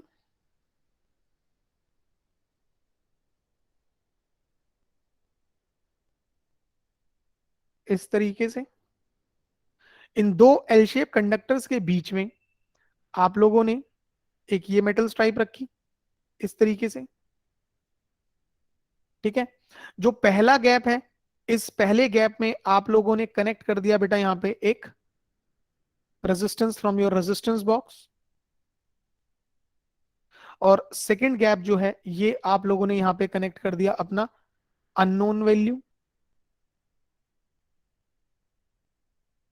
जरूरी नहीं है कि अननोन को आप राइट गैप में ही कनेक्ट करें, आप लेफ्ट में भी कर सकते हैं उसको, ठीक है। और ये जो आपके पास एंड्स बन गए, say this end A and this end B, these will be connected with a standard wire जो कि अलॉय की बनी होती है। और अलॉय की क्यों बनी होती है? क्योंकि they have high value of resistivity and low value of temperature coefficient of resistance. अभी पोटेंशियोमीटर में भी आ जाएगा यही वाला पॉइंट, ठीक है। तो ये जो स्टैंडर्ड वायर लेंथ होती है बेटा, ये आपकी फिक्स रहती है, दिस इज योर 100 सेंटीमीटर, ठीक। और इसको आप लोग कनेक्ट कर देते हैं अपनी एक बैटरी और की के साथ, इस तरीके से, ठीक है।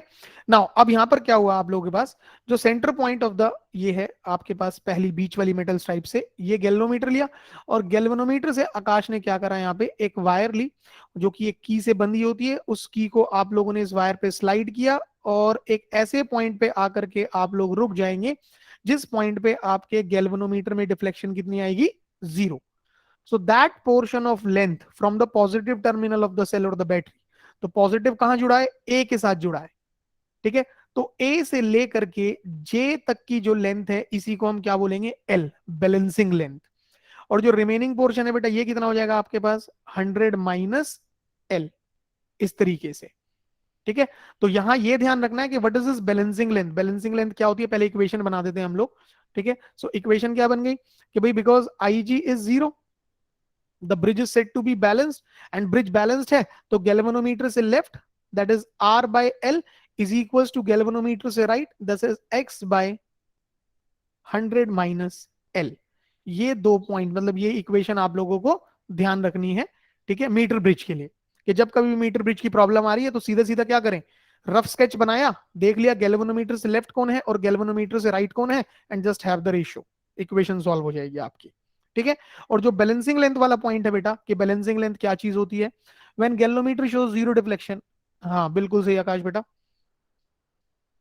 Balancing length. तो बैलेंसिंग लेंथ में क्या ध्यान रखेंगे, this is portion of total length, portion of total length for which deflection in galvanometer, deflection in galvanometer is 0। भाई टोटल लेंथ का उतना हिस्सा जिसके लिए आपके गैल्वेनोमीटर में 0 डिफ्लेक्शन आ जाए, वही हमारी क्या हो जाएगी, बैलेंसिंग लेंथ। तो ये पॉइंट बेटा यहां तक का मीटर ब्रिज के अंदर सभी को अच्छे से ध्यान रहेगा प्रॉपरली, ये वाला पॉइंट सभी को ध्यान रहेगा बेटा प्रॉपर तरीके से।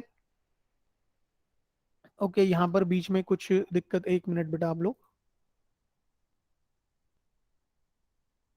सर नल पॉइंट कहां मिलने के चांसेस कहां ज्यादा है, सेंटर बेटा, क्योंकि जब सेंटर के नियर बाय रहेगा तभी हम लोग क्या बोलेंगे, हमारा जो अरेंजमेंट है वो सेंसिटिव है, ये ध्यान रखिएगा। सर जैसे क्वेश्चन में अगर जैसे टुवर्ड्स ए या टुवर्ड्स बी दिया हो तो फिर बेटा उसमें वो क्या तो छूट? वो डिपेंड करता है आपके पास कि जो आपके पास ये रेजिस्टेंस है, इसकी वैल्यू को आप इंक्रीज कर रहे हैं या डिक्रीज कर रहे हैं, ओके सर। ठीक है। उसमें हम ऐसा नहीं कर सकते कि भाई वो हमेशा ही राइट साइड शिफ्ट होगा या हमेशा ही लेफ्ट साइड शिफ्ट होगा, वो डिपेंड करता है कि रेजिस्टेंस की वैल्यू को अगर बढ़ाया, देखो ये पॉइंट भी डिस्कस कर लेते हैं, क्वेश्चन में काम आएगा। अंजलि, अंजलि बेटा आप शीट नीचे करने के लिए डन, चलिए जी। सो ये देखिए बेटा, सपोज आप लोगों के पास जो अभी हम लोगों ने सर्किट बनाया, ये क्वेश्चन फॉर्म देख लीजिए एक बार छोटी सी, यहाँ पे हमारा जो रफ स्केच था वो कुछ इस तरीके से, ये हो गया आर और ये हो गया हमारा एक्स, ये था हमारा गैल्वेनोमीटर,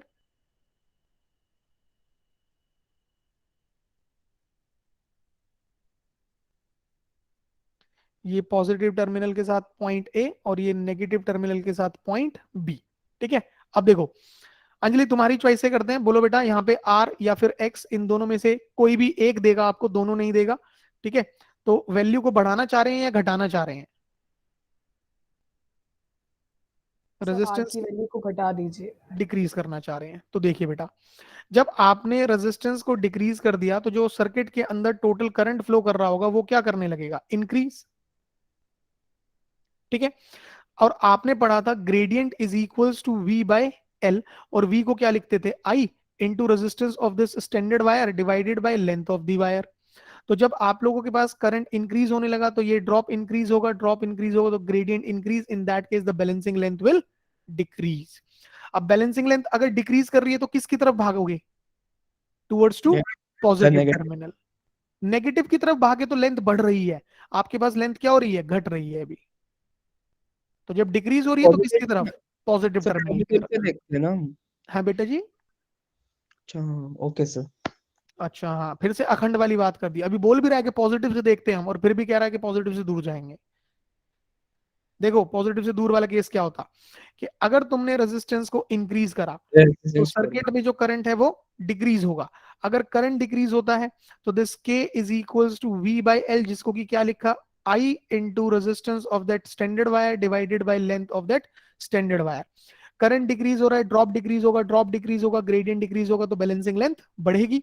अगर बैलेंसिंग लेंथ बढ़ गई तो जब वो इंक्रीज हो रही है तो पॉजिटिव से दूर भागोगे। तो इसका मतलब वो सारा का सारा खेल आपका डिपेंड किस पे करता है, on variation in this resistance. अब हो जाएगा बेटा ये अच्छे तरीके से। Excuse me sir. हाँ जी बेटू। सर जैसे क्वेश्चन मतलब इसी टाइप में है कि अगर एक मेटल कनेक्टर को हमने लेफ्ट साइड पे लगाया है, सर उसे हीट करते हैं, तब हाँ जी बैलेंसिंग बेटा। पॉइंट कहाँ shift हुआ? वाह भाई वाह, देखिए जी, आप लोगों को इतना पढ़ाने का मुझे लगता है कोई फायदा ही नहीं हुआ। जब आप लोगों को बोल दिया गया कि आपने हीट किया, हीट करने का मतलब आपने तापमान में बढ़ोतरी कर दी। तापमान में बढ़ोतरी कर दी तो टेम्परेचर और रेजिस्टेंस कैसे वेरी करते हैं, डायरेक्टली। मिला आंसर या नहीं मिला बेटा?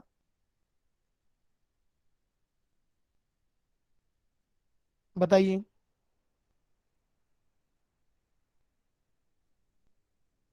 अंजलि आंसर मिला बेटू? Yes sir. चलिए जी, बहुत बढ़िया। एक मिनट बेटा, ये मेरी दूसरी डिवाइस में क्या हो गया।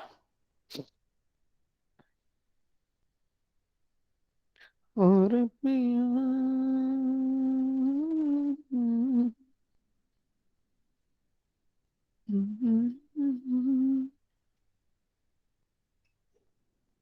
कनेक्टेड रहिए बेटा, एक मिनट आप लोग।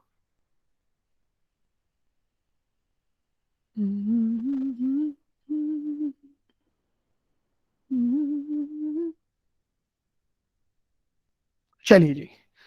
ये देखिए बेटा, यहां से हमारे पास आ जाता है वो जो लेंथ में क्या चेंजेस होंगे, इंक्रीज होगी डिक्रीज होगी, वो वाला पॉइंट। तो व्हीटस्टोन ब्रिज हो गया, फिर आप लोगों के पास मीटर ब्रिज हो गया, और अब आपके पास आता है फाइनली यहाँ पे सबसे प्यारा सबसे सुंदर, that is all about your potentiometer. ठीक है, देखिएगा बेटा ध्यान से इसको। पोटेंशियोमीटर के अंदर जो सबसे पहला पॉइंट आप लोग ध्यान रखेंगे, ठीक है, इसके स्टैंडर्ड यूजेस। तो भाई कहां कहां यूज करते हो, तो सबसे पहला जो यूज है वो आपके पास क्या हो जाता है, that is comparison of EMFs of two cells. कि भाई जो हमारे दो सेल्स हैं उनके ईएमएफ को हम लोगों को कंपेयर करना है, तो हम पोटेंशियोमीटर को यूज करेंगे। और फिर दूसरा आ जाता है डिटर्मिनेशन ऑफ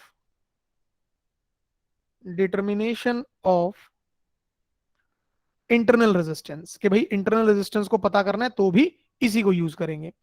फिर बात ये आती है कि हमने ये सब कुछ करने के लिए पोटेंशियोमीटर को ही प्रेफरेंस क्यों दी। ठीक है, so always preferred because does not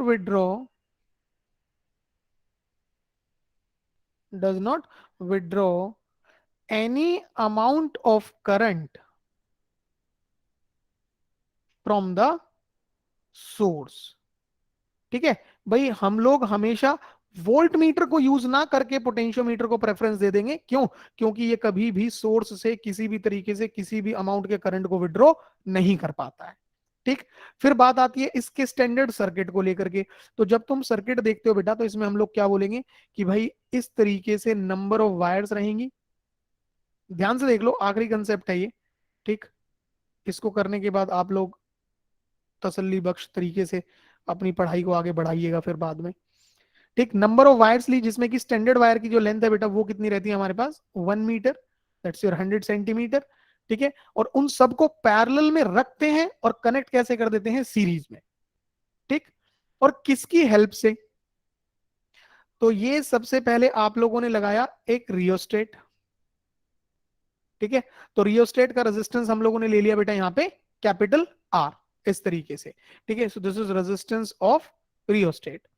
फिर इसके बाद आप लोगों ने कनेक्ट करा एक एमीटर और यहां पर लगा दिया आप लोगों ने एक सेल, इस तरीके से, ठीक। So this terminal is A and यहां ये वाला टर्मिनल इज बी, सेल का पॉजिटिव टर्मिनल और नेगेटिव टर्मिनल।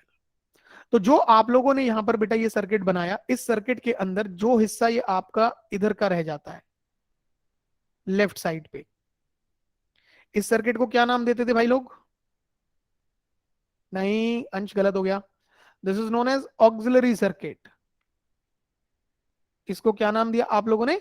Auxiliary circuit. और इस ऑक्सिलरी सर्किट का मेन फंक्शन क्या होता था आपके पास? So this main function is to, main flow the function, current in primary circuit. बिल्कुल सही, is to maintain the, is to maintain the flow of current in primary circuit. ये primary circuit के अंदर करंट के flow को क्या करके रखेगा? मेंटेन करके रखेगा। और जो दूसरी चीज आप लोगों ने यहां पर ये सेल कनेक्ट किया, ठीक है, इसको हम नाम देते हैं डिराइविंग सेल। इसी को हम क्या नाम देंगे वहां पे? Driving cell. मतलब पूरे पोटेंशियोमीटर सर्किट के अंदर जो करंट का फ्लो मेंटेन किया जाएगा वो इस डिराइविंग सेल की हेल्प से and bye adjusting the value of this rheostat वाला रेजिस्टेंस, इसकी हेल्प से। तो ये तो तुम्हारा एक बेसिक सर्किट रहेगा सिर्फ, ठीक है। फिर दूसरी चीज, जब हम लोग सर्किट और आगे कनेक्शंस बनाने की कोशिश करते हैं तो वो किस तरीके से रहेंगे ये देखिएगा बेटा। पॉइंट बी से हम लोग इस तरीके से अपने सर्किट में आगे सेल कनेक्ट करेंगे, ठीक है। फिर डिपेंडेंस रहेगी कि भाई हम लोग इस सेल के लिए इंटरनल रेजिस्टेंस देख रहे हैं या फिर इसमें हम लोग कंपैरिजन कर रहे हैं, वो अलग हिस्सा हो जाएगा। तो अभी हम लोगों को ये देखना है कि जो अलग से हम लोग सेल कनेक्ट करते हैं बेटा, this is termed as the source cell. इसी को हम लोग क्या नाम देते हैं यहाँ पे? सोर्स सेल कहते हैं, ठीक है। तो ये तो तुम्हारा एक बेसिक सर्किट हो गया। अब इस बेसिक सर्किट से भी दो पॉइंट, ठीक, ये देखिए, दिस मीन्स ये जो पॉइंट है वो क्या बना? That is condition under which the potentiometer circuit, the potentiometer circuit works properly, ठीक है। भाई वो स्टैंडर्ड कंडीशंस क्या होंगी जिसमें कि हमारा जो पोटेंशियोमीटर का सर्किट है वो तरीके से काम करेगा? बिल्कुल सही अंश बेटा। तो जो सबसे पहली कंडीशन बनती है वो क्या बन जाती है कि EMF of the driving cell should always be greater than the EMF of the source cell. जो डिराइविंग सेल का ईएमएफ है वो सोर्स सेल के ईएमएफ से हमेशा ज्यादा होना चाहिए। एक तो ये ध्यान रखना पड़ेगा।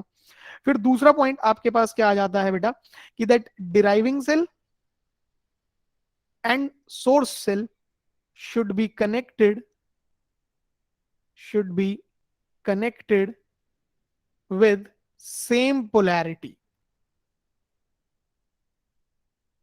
ठीक है। कि भाई जो आप लोगों के पास आपका डिराइविंग सेल रहेगा, जो आपका सोर्स सेल रहेगा, जब आप उसे कनेक्ट कर रहे हैं तो हमेशा कैसे कनेक्ट करेंगे? सेम पोलैरिटी के साथ। सेम पोलैरिटी का मतलब देख लीजिए यहां पर, भाई अभी देखिए पॉजिटिव जो है डिराइविंग का और इधर पॉजिटिव जो है सोर्स का, ये दोनों आपस में कनेक्टेड रहेंगे। अगर आपने ये चीज फॉलो नहीं करी, ठीक है, ये ध्यान रखिएगा। अगर ये वाले पॉइंट्स आप लोगों ने, आकाश बताइए बेटा कहाँ पे दिक्कत? सर दिक्कत नहीं, मैं बोलने वाला था हाँ बताइए क्या बोलने वाले थे? कि sir current through galvanometer zero नहीं होगा, हाँ बिल्कुल सही। Balancing length. अगर हम लोग ये चीज ओबे नहीं कर रहे, if not followed this point, ठीक है, तो हमारा जो गैल्वेनोमीटर है will gives one sided deflections. तो तुरंत के तुरंत हमारा गैल्वेनोमीटर क्या करेगा? वन साइडेड डिफ्लेक्शंस देनी शुरू करेगा। अगर वन साइडेड डिफ्लेक्शंस देनी शुरू करी तो हम बैलेंसिंग लेंथ जो है उसको मेजर नहीं कर पाएंगे। तो ये पॉइंट भी ध्यान रखना है कि अगर ऐसा कुछ हुआ, ठीक है, so this simply means balancing length can not be calculated. आप बैलेंसिंग लेंथ के लिए एक वहां पे बड़ा फेलियर आ जाएगा, उसको हम लोग कैलकुलेट नहीं कर पाएंगे। ठीक, ये हो गया तुम्हारे पास। फिर इसके बाद इसी में एक पॉइंट और भी ध्यान रखेंगे, ठीक है, कि जो पोटेंशियोमीटर वायर है, जो स्टैंडर्ड वायर रेजिस्टर है, potentiometer wire will be made up of किस चीज की, यूरेका,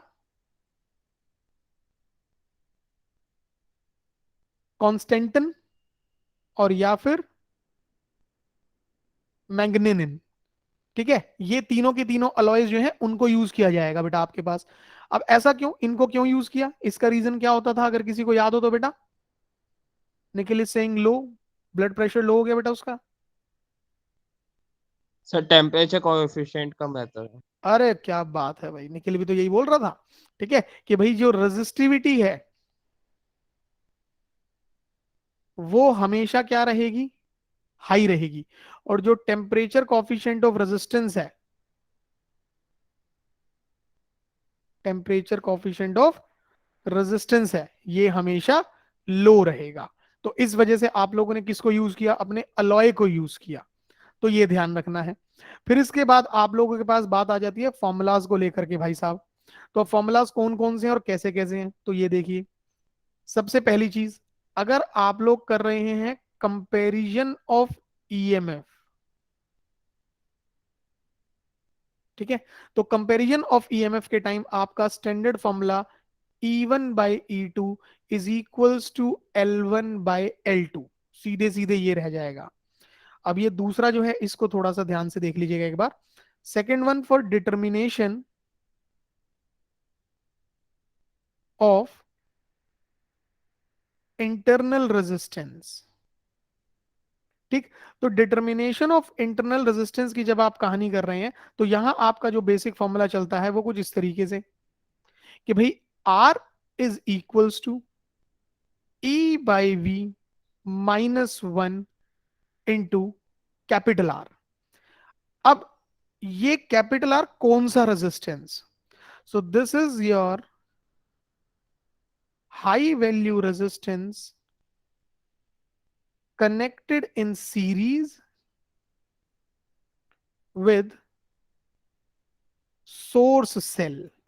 ये वो रेजिस्टेंस की वैल्यू होती है जिसको कि आप अपने प्राइमरी सर्किट में, प्राइमरी सर्किट में जहां आपने सोर्स सेल कनेक्ट किया होता है, सोर्स सेल के साथ वहां अलग से एक हाई वैल्यू रेजिस्टेंस लगाते हैं। इस तरीके से ये देखिएगा, ये आपका सर्किट ऐसे हुआ करता था कि ये सोर्स सेल लगाया और यहां आप लोगों ने अलग से एक रेजिस्टेंस लगाया, फिर यहां पर की लगाई इस तरीके से। सो ये वाला resistance is that your high value resistance. फिर यहां गैल्वेनोमीटर लगा करके वायर स्लाइड करते थे आप लोग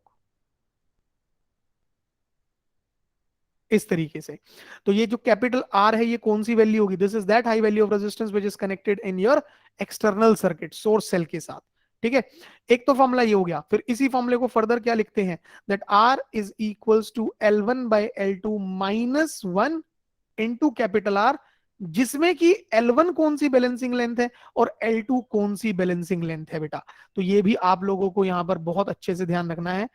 L1 कौन सी balancing length, this is balancing length when key is open. जब आप लोग की को ओपन रखते हो, ये वाली जो की लगाई है इस की को ओपन रखते हो, तो बैलेंसिंग लेंथ जो आती है वो L1 वाली रीडिंग। और ये जो L2 है, ठीक है, ये कौन सी, this is balancing length when key is closed, when key is closed। तो ये फॉर्मूलाज ध्यान रखने हैं तुम लोगों को अपने पोटेंशियोमीटर वाले पॉइंट पे। एंड अलोंग विद दिस एक छोटा सा पॉइंट और, कि ये जो एक्सटर्नल पार्ट पे रेजिस्टेंस लगाया, ये ध्यान रखना है that high value resistance, high value resistance are connected इन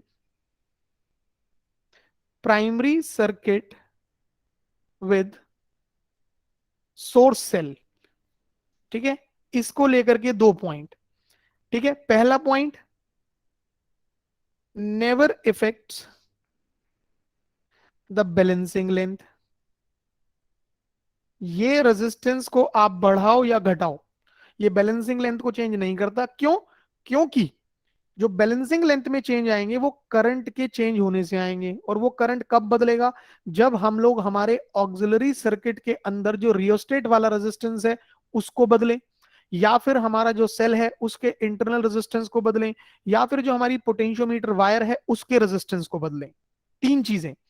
भाई आपका बैलेंसिंग लेंथ कब बदलेगा? जब ग्रेडियंट बदले। ग्रेडियंट कब बदलेगा? जब करंट जो फ्लो कर रहा है पोटेंशियोमीटर वायर में वो बदले। और वो कब बदलेगा? वो सिर्फ तीन चीजों से बदल सकता है। पहला, सेल के इंटरनल रेजिस्टेंस की वजह से। दूसरा, जो रियोस्टेट लगाया हमने ऑक्सिलरी सर्किट में उसके रेजिस्टेंस के बदलने की वजह से। तीसरा, जो पोटेंशियोमीटर वायर का रेजिस्टेंस है उसके बदलने की वजह से। ठीक है, तो ये जो रेजिस्टेंस आर हमने लगाया ये हमारा एक्सटीरियर पार्ट पे है। इस रेजिस्टेंस की वजह से करंट में कोई चेंजेस नहीं आएंगे, जिसकी वजह से ग्रेडियंट नहीं बदलेगा, जिसकी वजह से बैलेंसिंग लेंथ भी नहीं बदलती। और दूसरा पॉइंट क्या ध्यान रखना है, इसका पर्पस क्या है फिर वहां पे लगाने का। ठीक, so it's main use, its main use is only to ensure,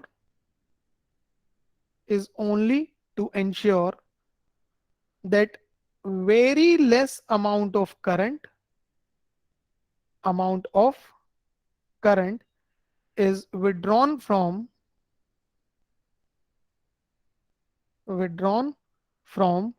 source cell. ठीक है, ये इस बात को इंश्योर करेगा कि सोर्स सेल से कम करंट विड्रॉ किया जाए। ठीक है, सो ये सारे पॉइंट्स बेटा right from the beginning till two this point आपको ध्यान रखने हैं अपने करंट इलेक्ट्रिसिटी के लिए। तो यहां तक की सारी चीजें आपकी अच्छे से तैयार हो पाएंगी बेटा जी? यहां तक के सारे पॉइंट सभी के अच्छे से प्रिपेयर हो पाएंगे?